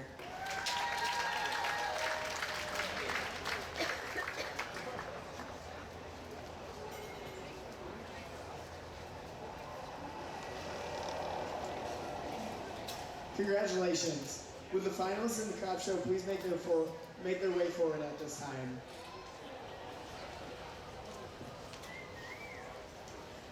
We had nearly 300 students register as samples as part of this year's crop show.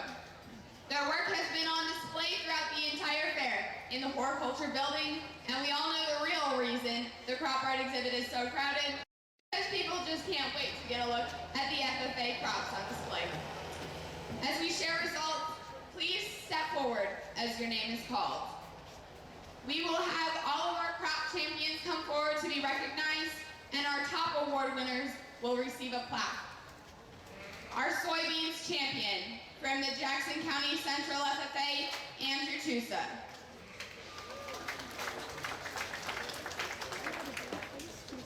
Our ear corn champion from the Red Rock Central FFA, Kennedy Bold. Our wheat champion from the Sleepy Eye FFA, Morgan Hoffman.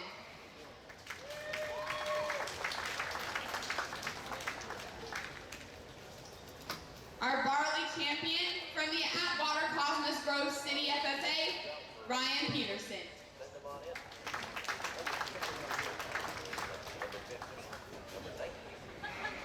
Our oats champion from the Sleepy Eye FFA, Caitlin Capacia.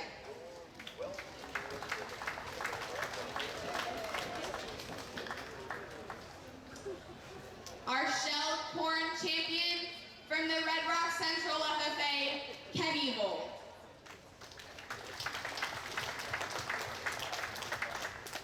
Our rye champion from the Sleepy Eye FFA, Miranda Browden.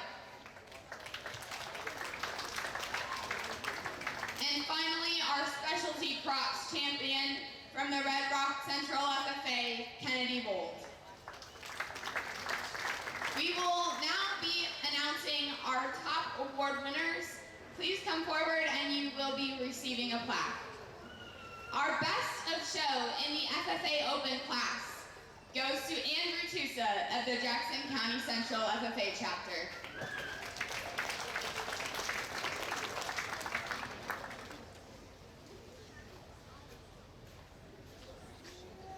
Our best of show in corn is Kenny Vold from the Red Rock Central FFA chapter.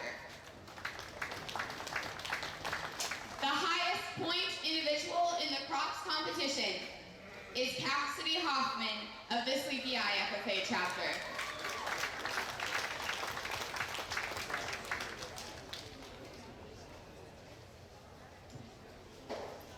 The highest point chapter goes to the Sleepy Eye FFA chapter.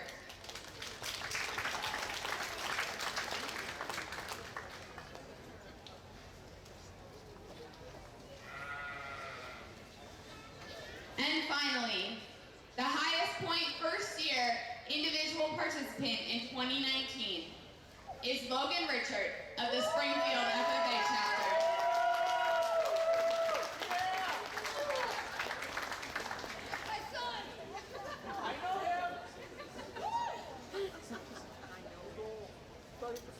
Congratulations to all these outstanding individuals.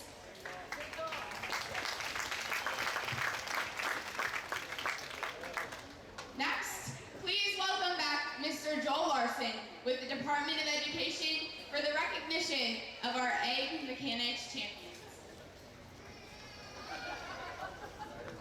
Thanks, Elaine.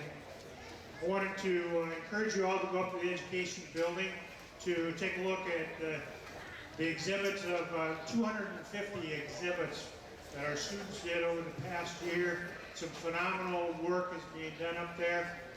Just want to highlight a couple of awards that we gave out.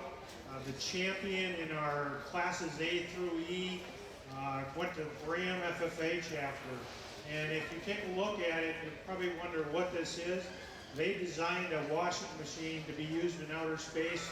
They've been to NASA to demonstrate this, and it's really a phenomenal project. So congratulations to Bram FFA for the grand champion in that area. Also wanted to, in our directed activities, from Bram FFA, Bethany Helsler, who was our champion there. And congratulations to Bethany. Come on up. Her ribbon is up at the education building. We want to say thank you. Congratulations. Good luck.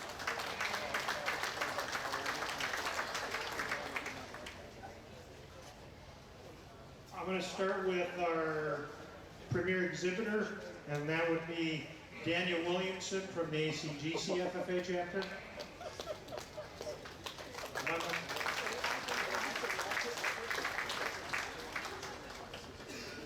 Our premier chapter was the Kirkhope and Murdoch Sumner chapter, the KMS. So I have someone come up from KMS to pick up that award.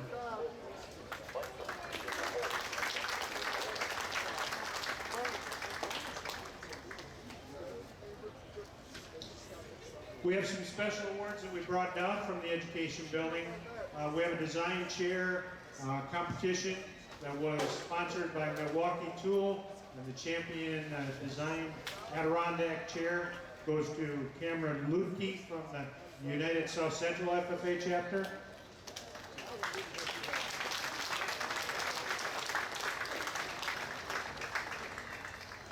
Congratulations. And then I want to call forward two of our sponsors for the welding table project.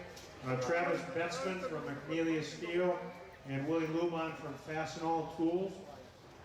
We've been doing this design welding table competition for probably 3 or 4 years. And this year, McNelia Steel came on and they sponsored the steel to build the tables. And Fastenal provided the individual champion a wire feed welder. And for the champion teams, they get a welding helmet and they get shop coats.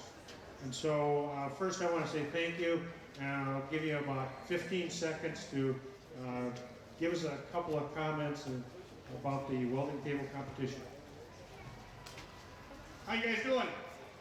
So I just want to keep it short and sweet. You guys have got a chance, if you've been here before, to meet me. This is a great opportunity for the FFA members that are hands-on and maybe don't have access to livestock. You know? We think about the Minnesota State Fair, and I remember when I was an FFA member, it was all about livestock. But we have some really great programs and really great projects going on back here. And I just want to say, you know, you guys that are here, you guys and gals that are here doing either livestock or the hands-on, the welding contest, the woodworking contest, you know what? You're going to be okay. Because I spend my day looking for hardworking individuals that want to come work for a company like Fastenal Manufacturing. Travis does the same thing at McNeil's. And I can tell you, those of you that have put in the time and are willing to come to work and willing to learn something and willing to, you know, put in your effort, you're going to be okay. There's jobs out there for you, and you're going to do a great job. You're going to be okay. So with that, I'm going to introduce you to Travis. He hasn't gotten to be here, so I'll let him say a couple words, and then we'll go to it. I'm Travis Herdsman from McNeil Steel, and we're very, very excited to be helping out with FFA and the Fastenal Corporation. Getting involved with this, I've got agricultural background, born and raised on the farm my whole life. It's so great to see you guys here. Saw some Jackson County members from, so good to see some kids here with that group. We are happy to help out kids and grow, and someday we're always looking for people who's not afraid to get dirty and work hard and show up every day. And that's where I came from, and that's where you guys come from, and we're very happy that to help on this project. And here we go. So this year we had 13 tables that we judged. We judged 14 tables that were up at Anoka Step. We brought the top 8 tables to the state fair. We split it into 2 categories. The champion team table went to Champlin Park FFA. So if they would come forward and we'll take some pictures.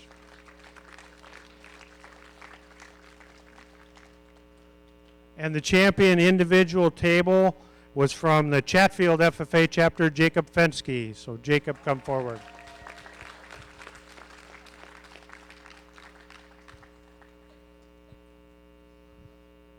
Congratulations.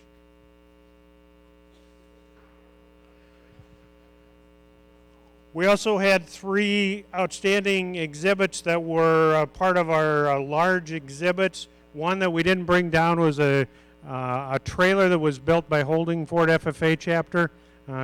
If you get a chance to see that in the education building, it was our reserve champion. Our champion in the ag mechanics area was from Bram FFA. It's the super mileage vehicle, and so take a look at some of the great work that they've done. And our best in show this year for the State Fair FFA Ag Mechanics Contest is Charlie Haug from KMS. And so come on up, Charlie.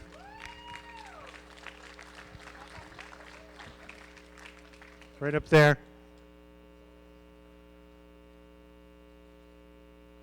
And Charlie, I got to ask you, you're the owner of a 4010 John Deere tractor.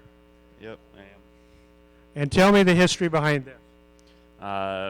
Our family runs a John Deere dealership in Wilmer, Minnesota, and this tractor was the first 4010 sold out of that dealership.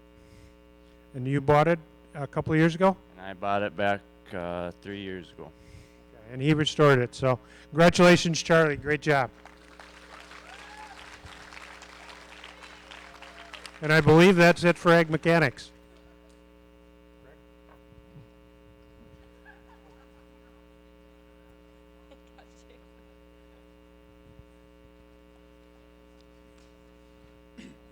Thank you so much, Mr. Larson. Our next group of awards were finalized earlier this morning. We are proud to recognize students for their efforts. In this group, we will recognize chapters or individual finalists, and when we introduce the first place winner, we ask that you come forward for your award. All winners are invited to get a photo after the award session. The first area of recognition is for herdsmanship. Herdsmanship recognizes chapters with the most impressive exhibits within their species, focusing not only on how clean and healthy the animals and their pens and their stalls are, but also the conduct and cooperation of the exhibitors themselves. For beef, we will recognize all 3 of the top 3, but only the top 2 should come up for their plaques. In third place, Randolph. Second place, Detroit Lakes. If someone from Detroit Lakes would like to come up. In first place, Kirkhoven Murdoch Sunbird.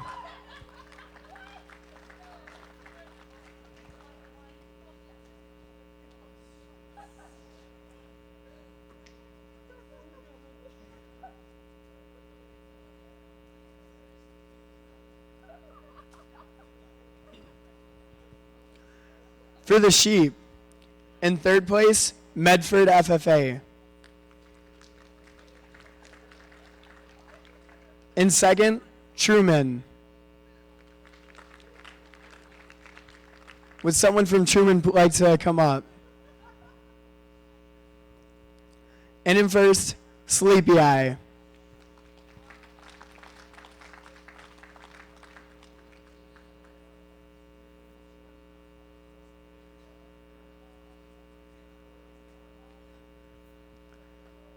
For the swine, in third place, Albany.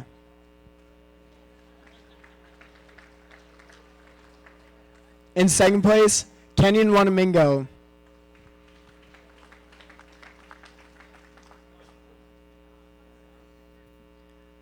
And in first place, New Ulm.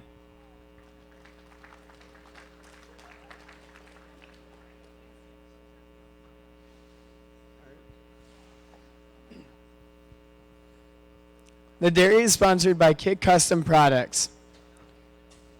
This we will have an individual and a chapter award.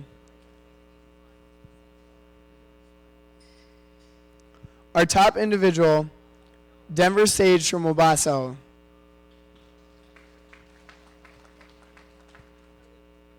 Is Denver here? All right.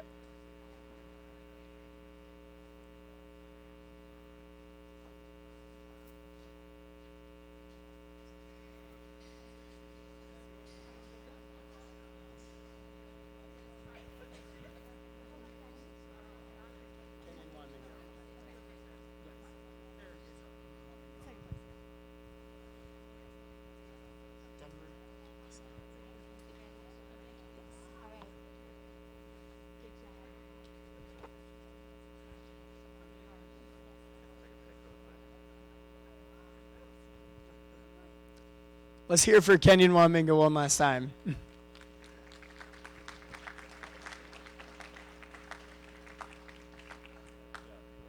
For the chapters in dairy, we will recognize the top 3, but only the top chapters should come up. In third place, Lewiston Altura. In second, Chisago Lakes. And your champions for dairy herdsmanship, St. James.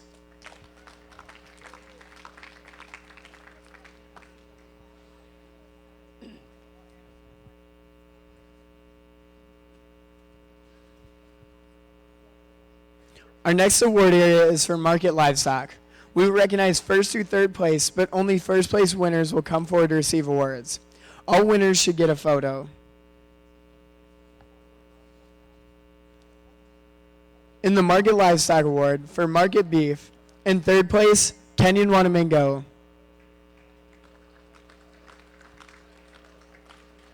Second place, Chatfield. And your champions for Market Beef, Alden Conger.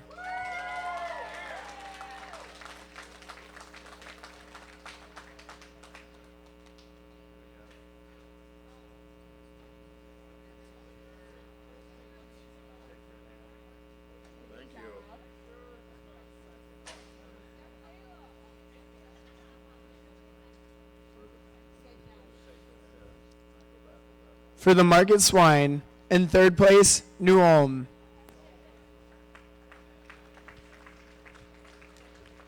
In second place, Jackson County Central. And your champions for the Market Swine, Alden Conger.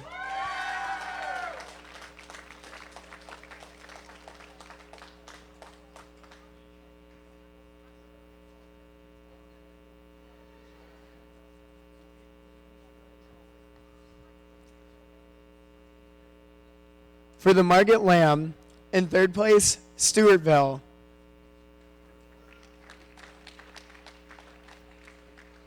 Second place, Mountain Lake. And your champions for the Market Lamb, United South Central.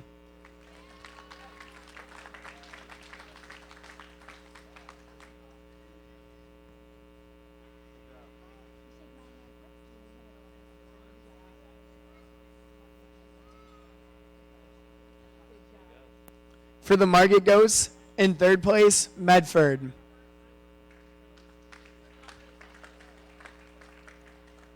In second place, Pine Island. And your champions for the Market Goats, Chatfield.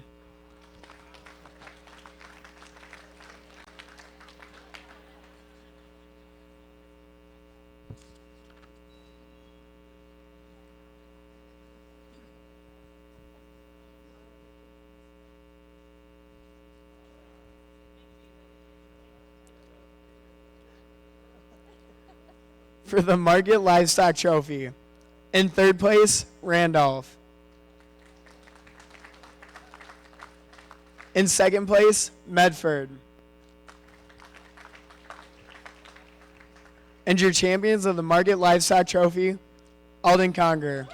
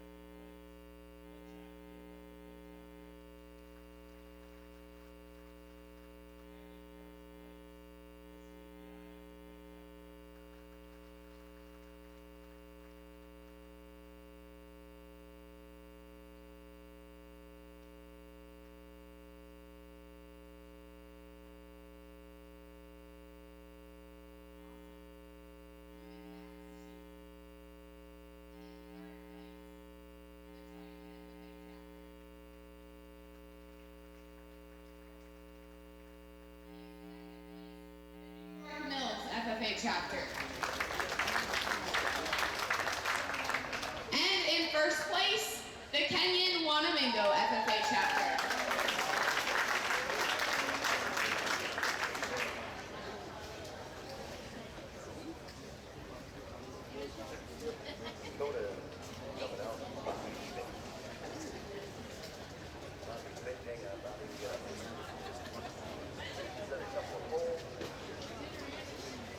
On to swine. In third place, New Ulm.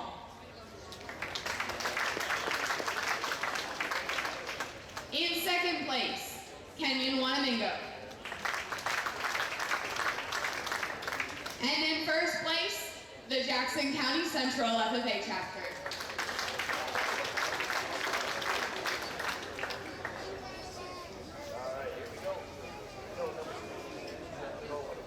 In goats, in third place, the Randolph FFA chapter. In second place, Byron. And in first place, the Triton FFA chapter.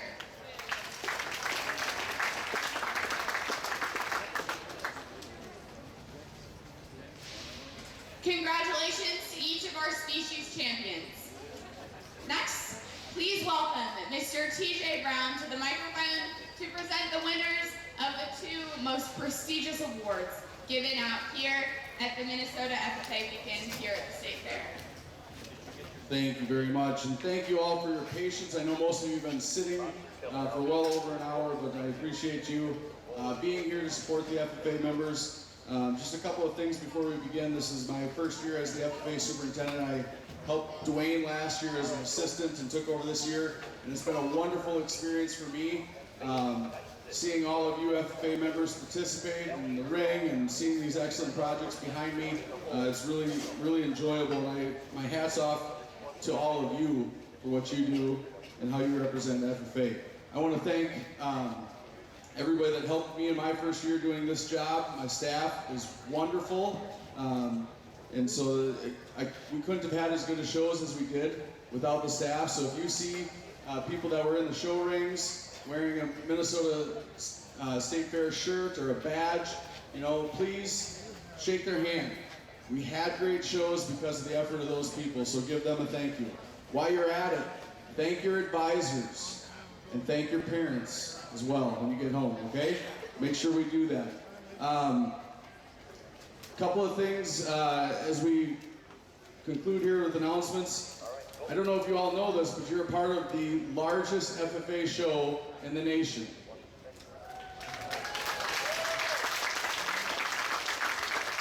It was said earlier, over 1,200 exhibitors. Just in the livestock alone, there was over 2,000 head of livestock, so that is pretty commendable. We did dip a little bit on the livestock this year by about 100 head, but the quality was just as good as ever and extremely high quality shows. I had one judge said this was the 4th state fair he's done this season, and it was the best quality show he judged yet this year. Okay? Hats off to Minnesota FFA. All right, so you're tired, you want to hear who the top winners are. Some of you have been here for 4 days, some of you for 12 days on a steady diet of milkshakes and nacho cheese, so let's get on with it, huh? Before we can announce the top individual, the Douglas K. Baldwin Award winner, and the premier exhibitor for the top chapter, we do need to recognize somebody else, and he doesn't know this is happening because he's taking a photo back there. Joel Larson, our Minnesota FFA advisor for the last several decades, is retiring this fall. Okay? Let's give him a hand. Okay? I don't think he knows this either, but I'll tell all of you and you'll find out about it for the first time. So if you're familiar with WCCO Radio and their Good Neighbor program, he was nominated and is a winner. And so if you listen to CCO Radio tomorrow, you're going to hear about this guy as your good neighbor. Thank you, Joel. Appreciate all you do. All right, without further ado, our Douglas K. Baldwin Award winner. And Dwayne started a tradition before me of doing a short interview, and I'm going to do the same thing. But On the back of your programs is a little history of the Douglas K. Baldwin Award winner. I'm not going to read that to you, but I do strongly suggest that all of you take a look at that, read about that man and what he exhibited and what we're looking for in our FFA exhibitors. For all of you younger members, this is something to aspire to. These are the ideals that the Minnesota State Fair wants all of us to exhibit, and FFA's done a great job over the history of doing that. So this is the highest honor that an FFA member can receive individually at the Minnesota State Fair. So for this interview and awards presentation, I need Madeline Patterson from Kenyawanamingo to come up to give her a round of applause.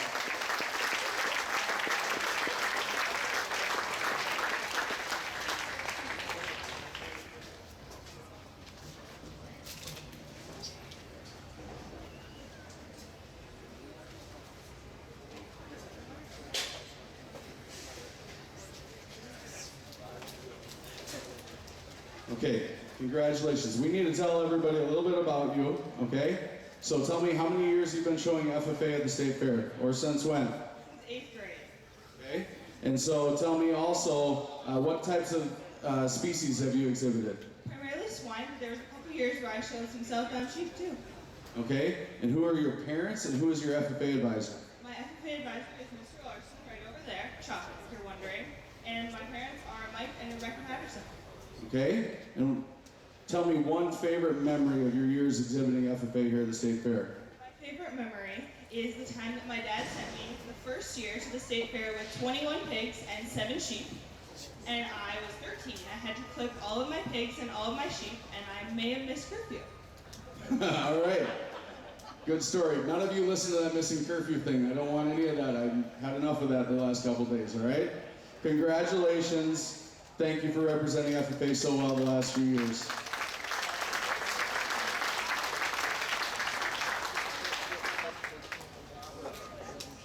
All right, our final award, and then the FFA officers are going to close it out for you. But they already did the species premier exhibitors. Okay, now we get to the chapter, the overall. So the premier exhibitor is based on points from the breeding shows. So you already heard the individuals chapters for the species. So now this is the overall. I'm going to go in reverse order, third to second to first. In third place was Pipestone FFA.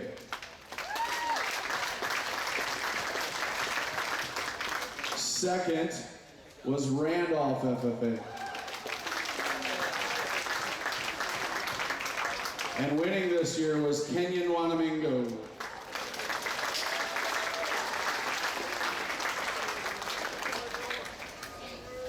One of their members is taking a photo as well. Anybody else from Kenyawanamingo? Besides our, still here? All right, here we go.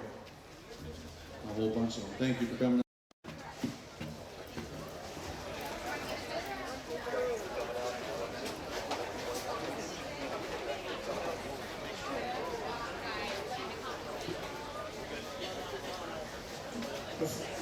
Before you all leave, there has been a pair of glasses turned in and found in the swine barn.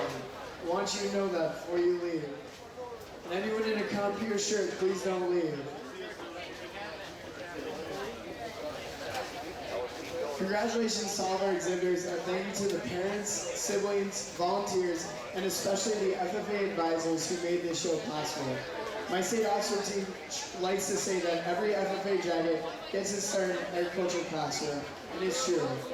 This weekend's show would have been empty if it weren't for hundreds of agriculture teachers and FFA advisors teaching tens of thousands of Minnesota students in schools across state. We appreciate you and what you do, and we know you are giving up your last days of vacation to be here with students. The great thing about our show is that even when the fair ends, our students are back in the classroom. The very next day, continue to make strides to be the future of agriculture. We're proud of you, and we're thankful for everyone who makes this possible year after year. To close our event, we'd like to have everyone in the computer shirts join us over here, right over there by the banners, for a group shot. So please don't leave yet. And don't forget any photos you need to take in the photo backdrop before you leave. To those of you at home, Thanks for joining us, and we hope you'll find a way to get connected to supporting your local programs this year as a donor, a voter, or even a volunteer.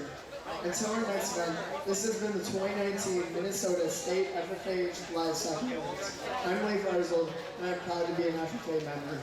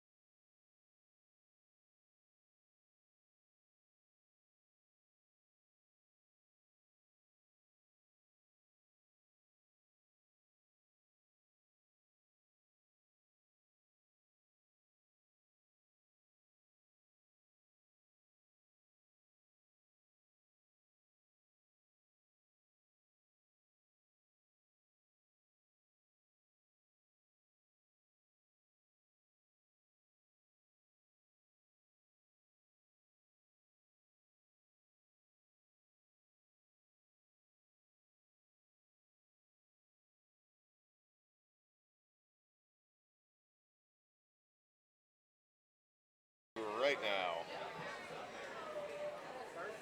Wow. Thank you all for sticking with us here for the FFA post show and all the way through our award ceremony. It is so cool to see all the hard work that the FFA members here at the State Fair have put in pay off.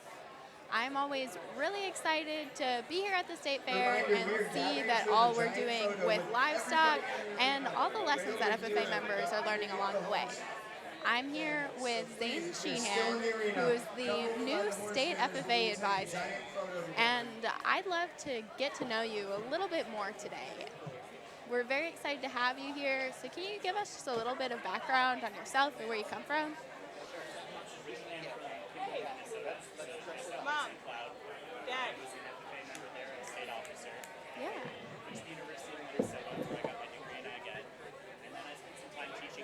Is it impossible to use that, or is that still good? Because then I'm going to bring in on her and her advisor. Perfect. When we do that, yeah, I'll see if we can maybe go to break real quick and then sneak it under. Okay. Yeah, Or can I do that one thing? I went to California where I managed the California FFA Association. And then I went and did my PhD and taught I got an idea. So I'm excited to be home. Sure, I'm not in a shot. Continue to grow the great things that we're doing here in Minnesota. Go around, yeah, like that, yeah. That is really exciting. So what did you study at Texas A&M and get your PhD in? My PhD was in agricultural education, so I taught our methods courses for our teachers and worked on teacher preparation. And then I also have a focus on diversity and inclusion. So how can we make sure that agricultural education and FFA are inclusive to all audiences and that we're really able to provide this great experience to all of our students across our state. Definitely, and it's really cool seeing you work on welcoming more people into the FFA and finding a place for all of our students here. So looking forward, what's your vision for FFA in the next 5 and even the next 10 years? Sure. I think whatever vision we have has to be designed by all of us. It needs to involve our students and our teachers and our local communities to make sure that agricultural education is meeting their needs. Yeah. My personal hope would be that we can strengthen our rural programs, find ways to meet the needs of those smaller communities and rural communities, so that those programs become stronger and better. So that might look like new funding sources for our towns, more support structures from the state so that teachers feel like they have the tools that they need to teach well, and finding ways to engage those members on a statewide level. But I think that also looks like expanding into our more urban spaces. How can we reach populations that traditionally don't have access to school-based ag ed? If we're going to meet the needs of the workforce going forward and to continue to make sure that the companies in our state have the employment and talented people that they need, that looks like new ag ed programs. And so some of the towns like St. Cloud that don't have ag programs, and expanding Anoka and Minneapolis in public schools. So strengthening rural ag and expanding into new audiences in our urban communities as well. Definitely. That's an exciting vision, and I am really looking forward to watching it actually happen. So let's go back to the beginning. Sure. You started as an ag teacher. What inspired you to pursue that career? Well, I think for many of us, it's our own high school ag teacher. So my ag teacher was Sean Meyer, who is now a farm business management instructor in Ridgewater. And I don't know that I chose to be an ag ed, and that's some of our stories. He was my neighbor, and I think he showed up one day in the van and said, "Hey, get in, we're going to a summer conference." And before I knew it, I was an FFA, and it truly changed my life. It gave me purpose and vision and something to be committed to. And so if it hadn't been for him, I wouldn't be the person I am today. And I wanted to have that impact on my own students. And even if it's making that difference for one student, it's worth it. And so I firmly believe teaching's the best way. And I owe a lot to Sean Meyer, just like we all probably feel that way about our own teachers. Yes, I'm really happy to hear that. I grew up as the daughter of an agricultural educator, and I went to a separate program where I had another ag teacher investing in me as well. And I'm excited because we actually get to talk to him in just a couple more minutes. But I do know that many of the FFA members that I've talked to have had a similar story with FFA, giving them a purpose and a passion. What is it about FFA that provides students with such incredible things? I think that experience can be different for every single person, but really it is that FFA is for all students, that it's a welcoming space where everyone can find the thing that they need. And so that can look like our exciting livestock shows that we had here this week. That can look like leadership and career development competitions. It's all types of students. It's our athletes. It's students that want to feel a place where they can be unique and shine. And so that's what I always enjoyed about FFA, is that all students can find a home in it, and that we truly are trying to to create a space where everyone feels welcome. Definitely. Well, thank you so much for being here today. That was the last question that I have for you, but we really appreciate having you here at the State Fair and all the work that you'll be doing for FFA in the future. So I'm very excited to keep in touch with you moving forward. Thanks for having me, and we look forward to working with FFA members throughout the state this coming year. Thank you. So that was Zane Sheehan, our new state advisor. Next, we'll be talking with the winner of the D.K. Baldwin Award. D.K. Baldwin was a state fair superintendent and manager back starting in 1951. And he had a huge impact on the FFA show that we saw the results of right here on the live stream today. D.K. Baldwin was someone that really had the best of everything and invested a lot in the state fair. And we're excited to celebrate his legacy with our winner. So this year, our D.K. Baldwin winner is someone who is near and dear to my heart. Here with me, we have Madeline Patterson from the Kenya-Wanamingo FFA chapter where I grew up, and her advisor, Mr. Larson. Maddie, can you start by telling us a little bit about yourself and how you ended up here at the State Fair? I can. Well, I've been showing pigs and livestock since I was a first grader, and then at the State Fair since I was an incoming freshman in FFA. I have shown about 20 pigs every year. My family's brought up about 20 pigs, and we have some fun with it. We like to come, bring up good livestock, and show. And I also did sheep for a couple years in there, so that helped a little bit. Definitely. And Mr. Larson, I'm going to have some more questions after this because I know that you've had a pretty good year here at the State Fair. But Maddie, can we start by going a little deeper? Absolutely. Yeah, so the State Fair and the hard work that members put into it mean a lot to the people in our agricultural communities. What does this award mean to you, and how has working with livestock changed who you are? Definitely. This award is really all-encompassing for me. It's something that I've watched a lot of kids, a lot of people that I really admire win over the years. And so to be given the honor of winning it myself was huge. It's something I've always looked up to. I've always really admired the people who put in the time and the effort, and they work with livestock year after year, coming to the fair and exhibiting the best of what they have. So it really is an honor.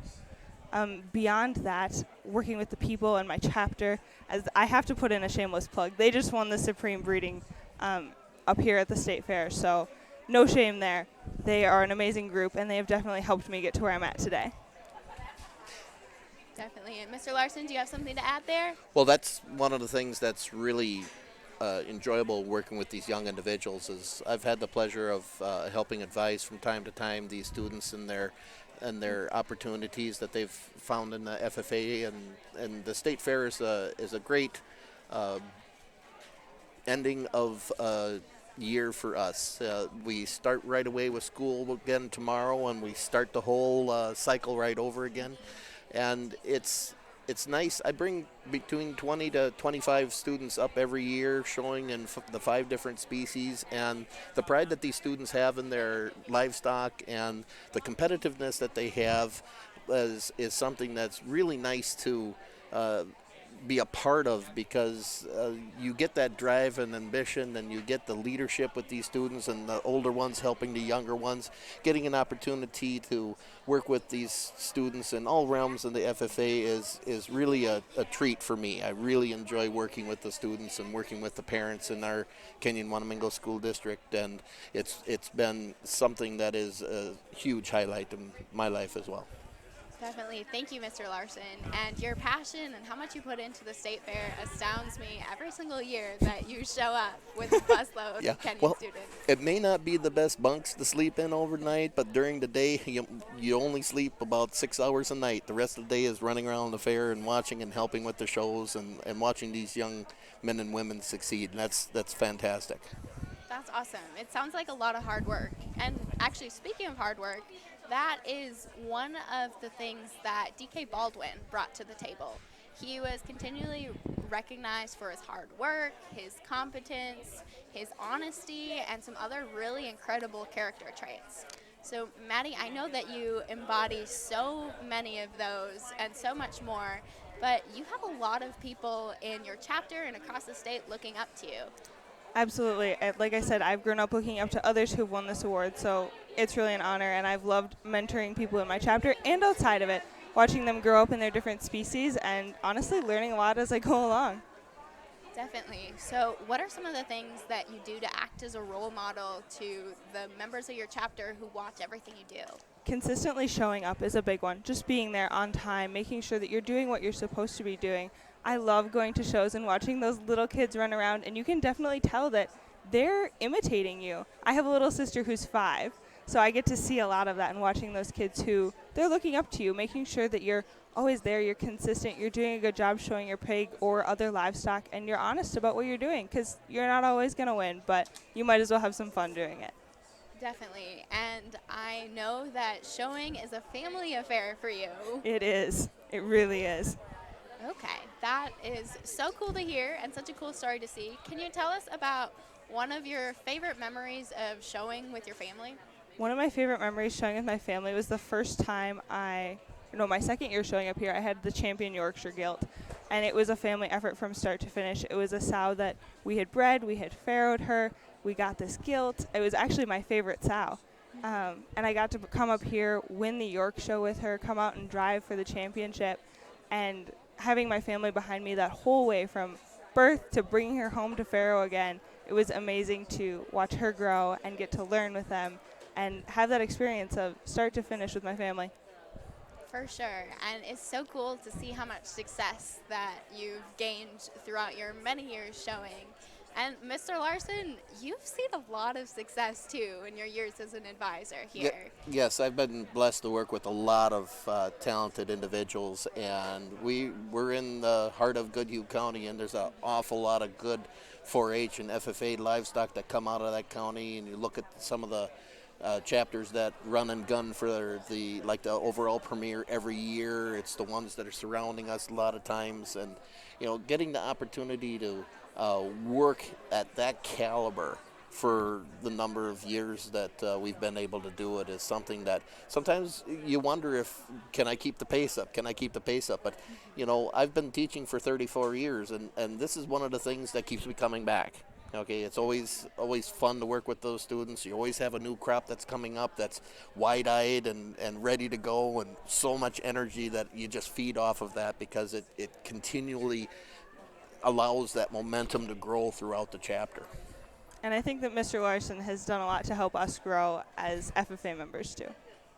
Definitely. I remember, since Mr. Larson was my advisor too, along with Maddie's, the first time that we talked to him, Maddie and I were both in 7th grade, and I was so nervous to approach him about starting a career development event team that I would go and look through his window, pace back and forth, and then leave. But Mr. Larson has turned into such an incredible mentor and role model, and might I even say friend here after we've graduated and started moving on to agricultural careers. So it's really special to have both of you here. So Maddie, let's talk about moving on to those agricultural careers. What is your plan for the future, and what are you doing right now? That's a great question. I'm currently a student at NDSU, majoring in agricultural communications. I'll finish up in 2 years here.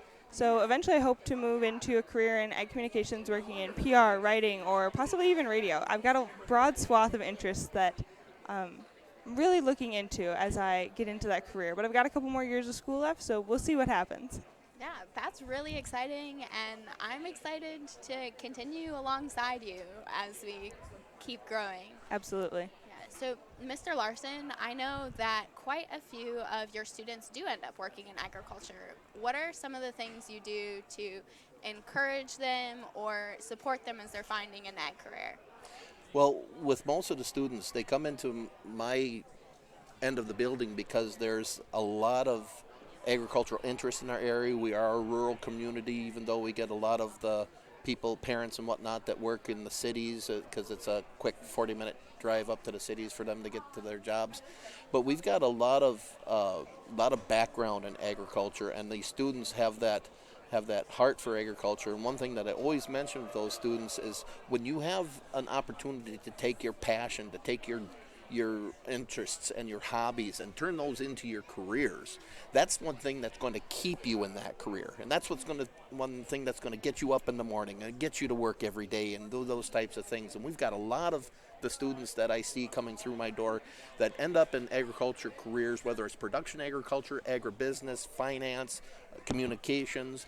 We've got students in 6 different state schools and colleges and many technical colleges and 2-year universities going right into agriculture because they know that, hey, people have to eat and people have to clothe themselves, and we're the ones who are going to produce that, and they have and want to be a part of that production cycle.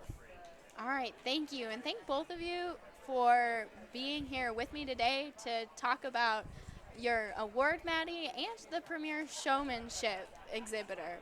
I am so thankful to be surrounded by such incredible people, and that so many of the students that we saw here today in the live stream will be some of the same ones to go on to agricultural careers and become incredible professionals in the livestock industry.